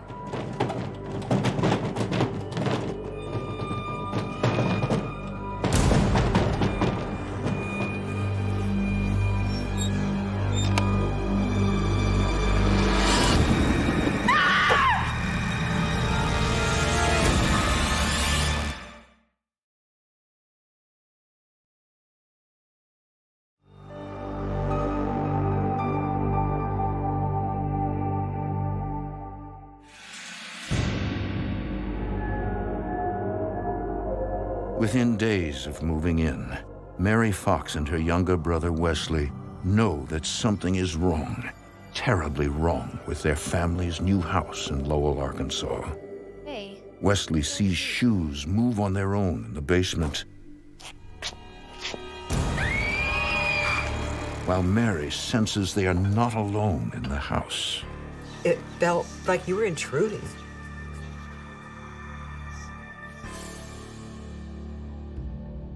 Like, you're there, the rent's been paid, deposits have been paid, utilities are on. You're supposed to be there. You belong there. But you felt totally the opposite. Like, you don't belong. You're not supposed to be there. Late one Saturday night, Mary feels threatened as the entity in their house grows bolder.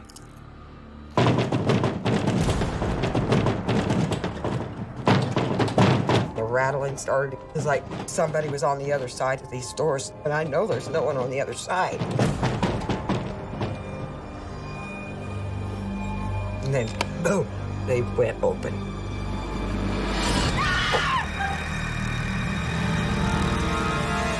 I jumped up and I ran.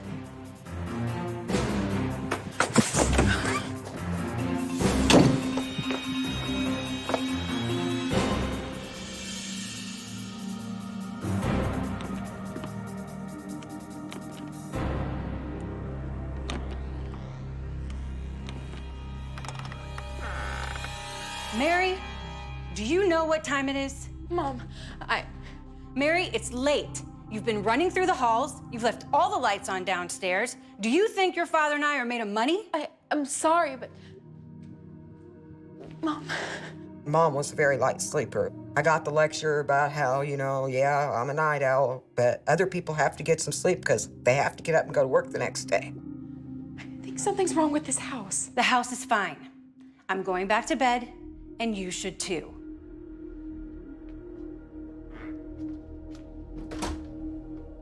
Mom didn't believe. Now I'm getting mad at this point. And I was like, yeah, some real strange things are going on in this house. Too bad the parents are too blind to see it. I cried myself to sleep that night, trying to figure out how am I going to explain this to Mom and Dad to make them understand what they've done. Despite her mother's dismissive attitude, Mary is certain their house is haunted.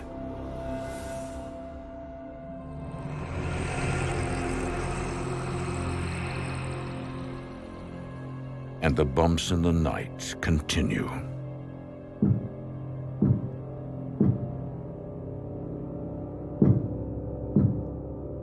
3:30, 4 o'clock in the morning, and to me, it sounded like somebody was hitting the table. Carol thinks Mary is up late again. She decides it's not worth her precious sleep time to get up. What the hell was she doing? She knew we had to get up early. But Mary is fast asleep.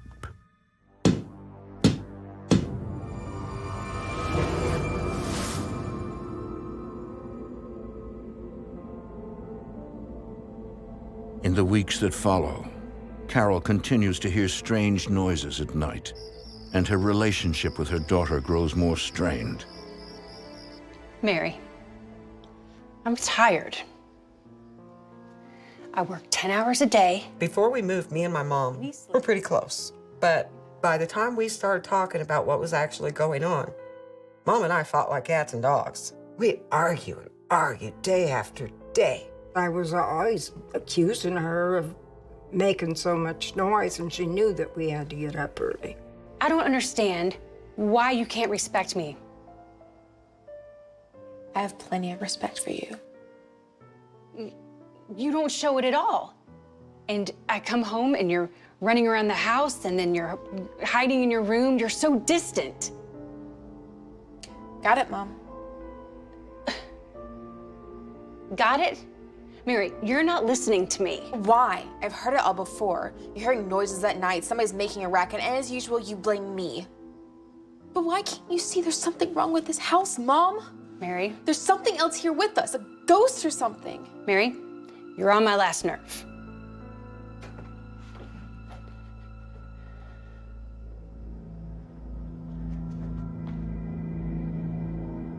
I was tired of being accused of doing stuff I didn't do. They're supposed to be doing the protecting, but they refused to see.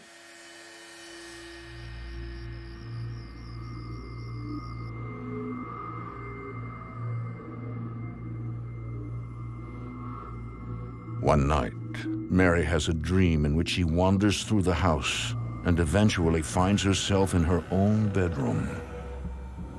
Father, we ask your presence. I'm seeing the attic and I see hooded figures. All of them but one are in black. And there's one that's in a red, bright red. Except it's blood. No one appears to notice her, but it's as if the house is trying to let her in on a secret. We present this to you. We present this to you.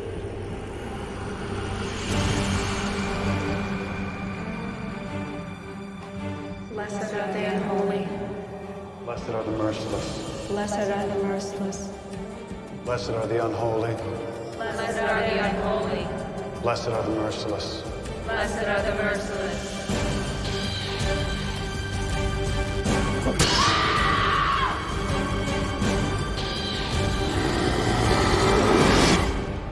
For more haunting, visit DestinationAmerica.com.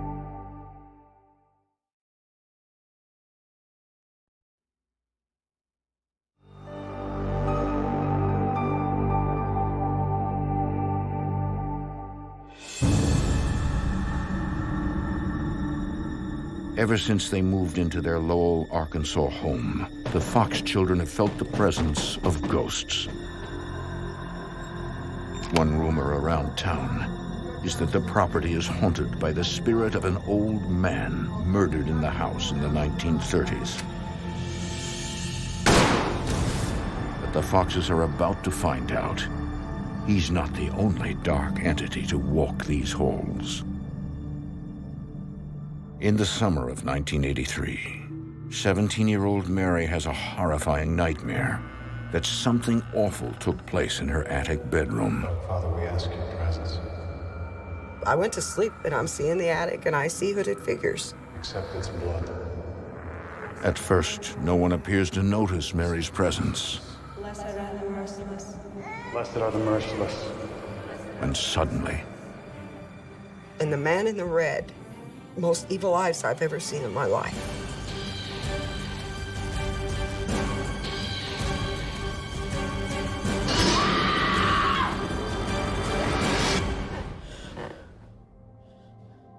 Mary is horrified. She believes this is more than just a dream. It's a message from beyond. It was too vivid. It was too real. I think the guy in the red, I think he was showing me a story.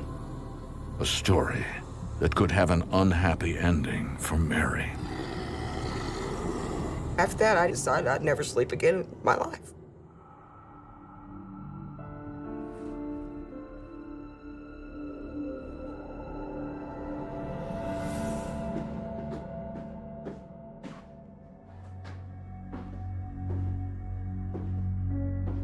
Not long after, Mary is suddenly overwhelmed with a profound sadness she cannot explain. I went from normal, happy teenager to all of a sudden I felt so sad. I didn't know why I was so emotional, but I felt like everybody in my family had just been killed in an accident and I was a sole survivor. There's really something going on here. You know, I'm not imagining the god-awful feelings I would get when I would be in that house by myself.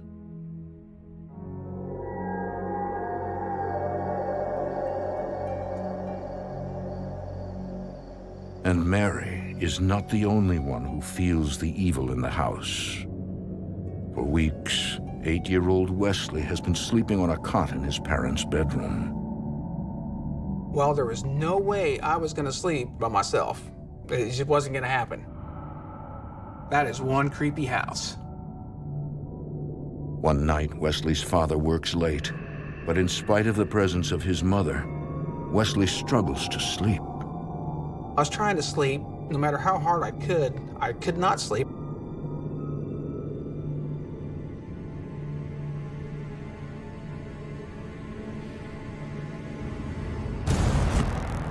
And suddenly, there it was. There was a dark cloaked figure, and I could see its face, but it was just really scaly and green. It almost reminded me of almost like a lizard-type face.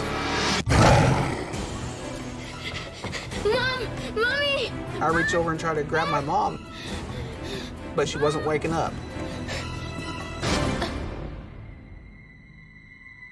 Then, suddenly it was gone.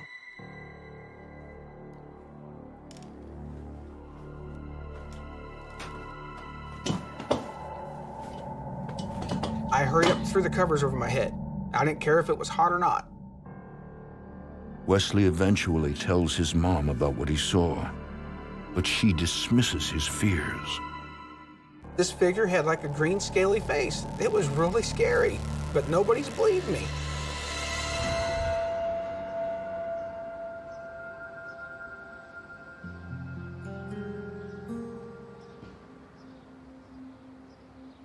At this point, I was very frustrated and very angry.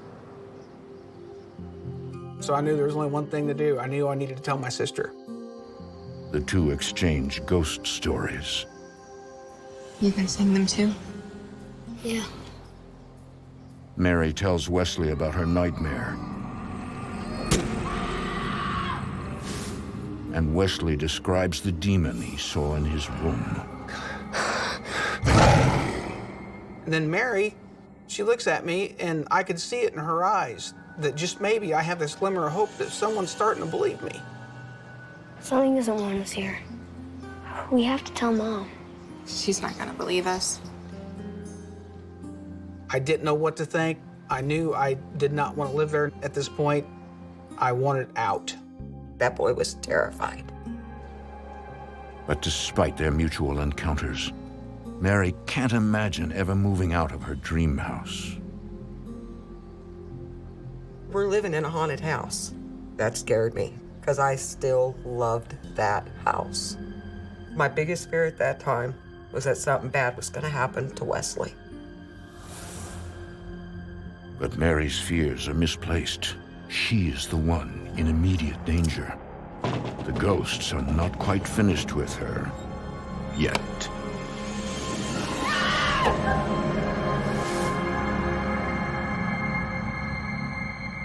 One morning, Mary discovers she's fallen asleep on the living room couch. No.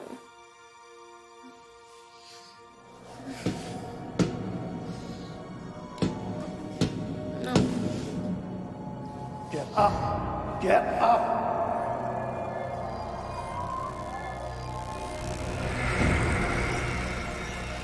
Get up!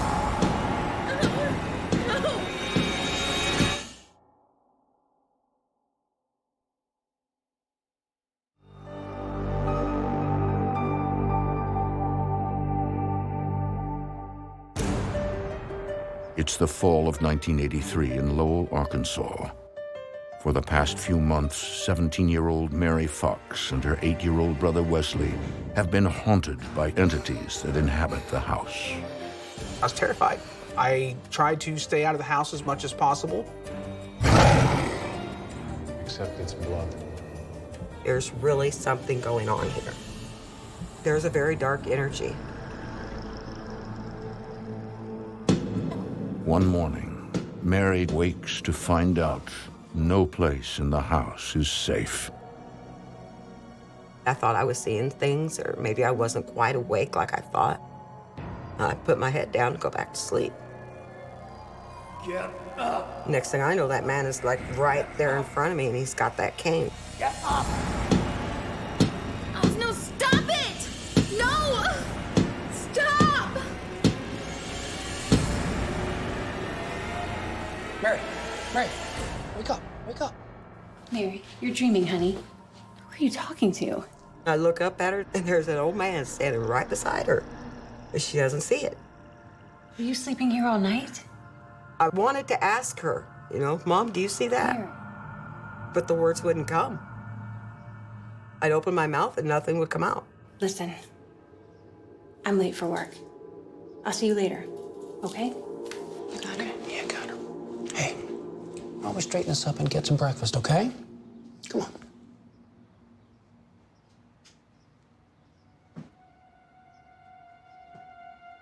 You okay, Mary? What happened to you? It is dark, black and purple bruises all across the lower part of my legs. Nothing. This ain't nothing. How'd you get those bruises? I don't know. What do you mean you don't know? No. For Jesse, this is the last straw.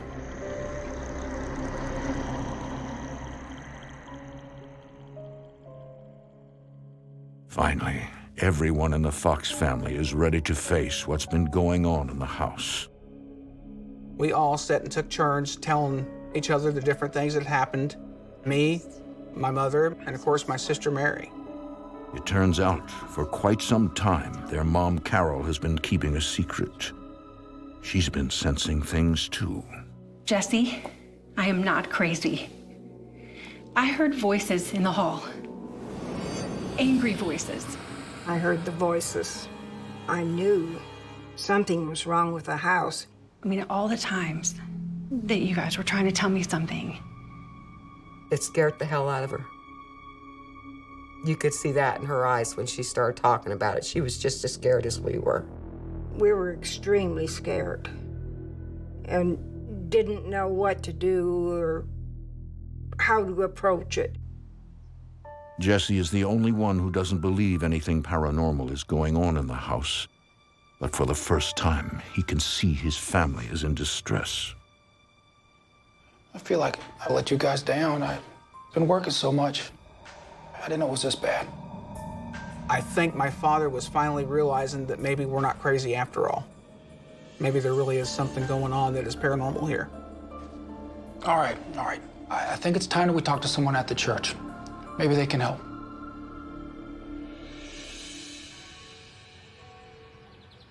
Later that day, Carol and Mary visit their local minister. He turns out to be more skeptical than supportive. He said he didn't believe there was devils or any demons. It made us feel that he just didn't care.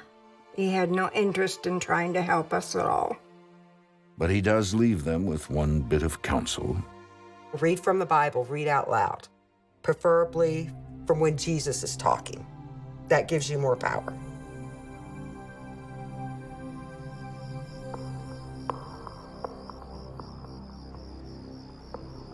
Again, the devil taketh him into an exceeding high mountain. That night, Jesse decides to take the minister's advice and fight back. And the glory of him. Then saith Jesus unto him, Get thee hence, Satan, for it is written, Thou shalt worship the Lord thy God, and him only shalt thou serve. Ah! Dad! God, Jesse! Some stabbed me. It's like something grabbed a hold and kind of burned his hand. We were very scared. Not only did it go across the room, it went into the next room. And these were big rooms. We'll figure it out. We'll figure it out, okay?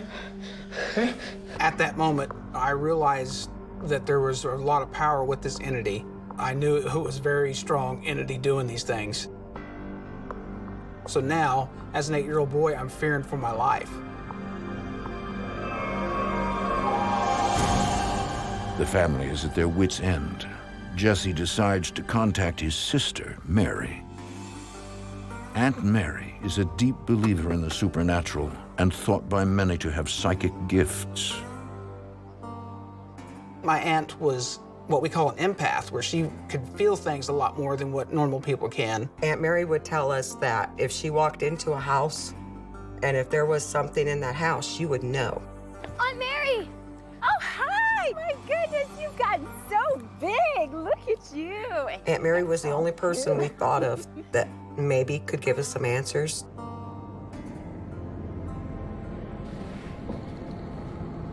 Aunt Mary immediately senses there is something wrong with the house.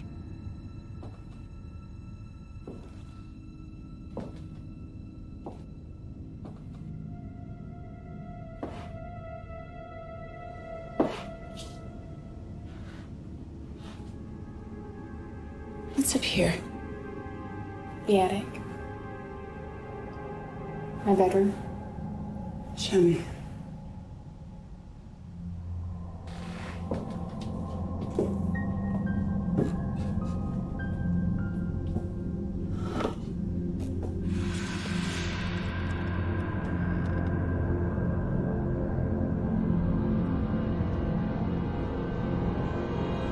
She knew it was bad. She knew that the attic was evil.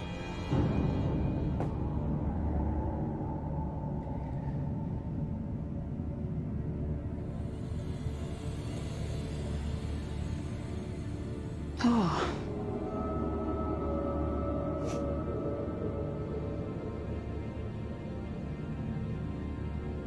Help me.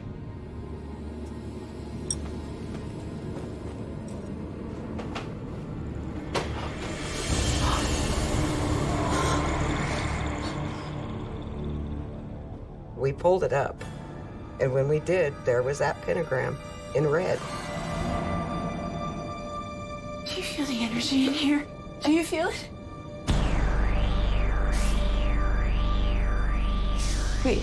We need to get out of here.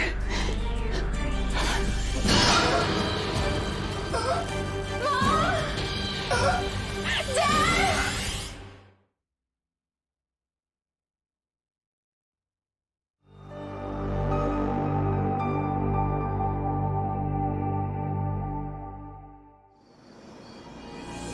It's the fall of 1983. For the past few months, the Fox family has endured the torments of dark entities in their Lowell, Arkansas home. Shalt thou serve?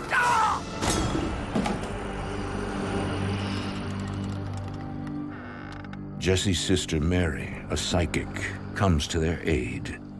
Help me. Immediately, she senses the evil in her niece's bedroom when they uncover a pentagram, a sign of the devil. I didn't know it was there, and I did not feel it's evil. That scared me too.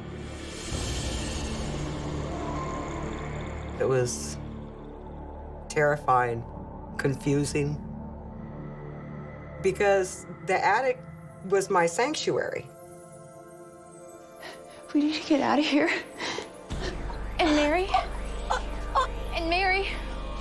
I saw her gasping for air. Mom! Dad! She was being attacked. Whatever is in that attic did not want her there. What's going on? What's going on? Is everything okay? No. What is that? There's something evil in this house. It's a pentagram. She thought it was connected to some type of a coven. She thought it was devil worshippers. And she thought that probably it was connected to the dreams and what I had seen in the dreams. Aunt Mary believes that satanic rituals in the house conjured the demon, which may have trapped the spirit of the man who was murdered in the house. But that's not all. Aunt Mary warns that young Mary is in danger. And I think it's after Mary. Me?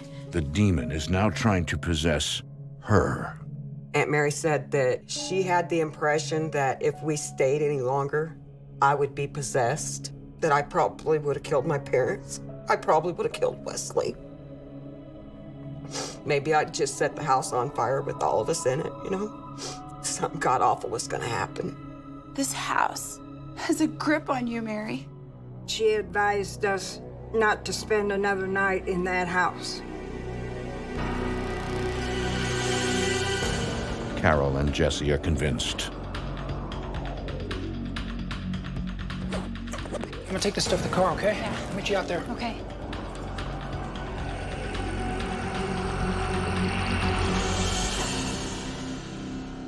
But shockingly, Mary is not ready to go. She is suddenly overcome with an inexplicable calm, as if something is holding her back. I was the only one that wasn't scared anymore. I didn't want to leave. I don't really know why. I wasn't worried about Wes. I wasn't worried about me. Mary, what are you doing? You need to pack. We're never gonna find another house like this. Mary, this house is dangerous. We're not staying here another night. Come on, now. I begged and I begged and I begged both of my parents. Please, let's just stay, you know, please. Don't move us from here. Why do we have to give up this house? Because of a little fear? Dad, what's wrong with Mary? Just get in the car, Wes. She'll be better once we get her out of this place. Okay, let's go. I loved that house. And I don't know if it was like an artificial love, like some thought or desire that they had put in my head. It just felt like it had been given to us and then ripped out from underneath us, you know, like a very cruel joke.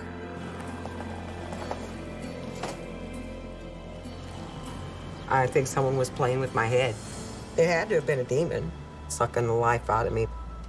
Maybe my will to live, because honestly, I don't think I really cared if we made it out alive. For the next several weeks, unable to rent another home right away, the Foxes split up, living with nearby relatives. They would never step foot in the house again. In 1985, 2 years after the Foxes fled, it was torn down. Years later, Mary Fox, her aunt, and her grown brother Wesley, now a paranormal investigator, researched the history of the home. Several locals spoke of a coven that once met at the house. There was a lot of rumors that there was devil worshiping done on that property. Further research confirms that there was a man with a cane who was killed in the house.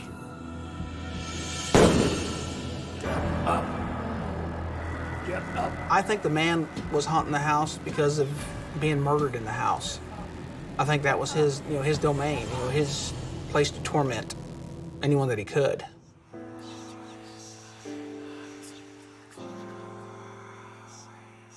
I have never gotten over this experience completely, because there's times when I'll still dream about it. A lot of people don't believe in it. If they ever have an experience with it, they will change their mind. Today, I'm so much into the paranormal. I do ghost tours. I write books. I do everything, and it's all paranormal, paranormal, paranormal. So to me, this house has shaped my life. To be tortured by something that you can't see, but you know it's there. It's worse when it's over, because then you got time to sit and think of all the things that could have happened. In spite of the terror she encountered there, Mary longs for her house and the attic bedroom. I still loved that house. My favorite book's Gone with the Wind, and this was like our Terra. To this day, if I win the lottery, I'm gonna build a house just like it.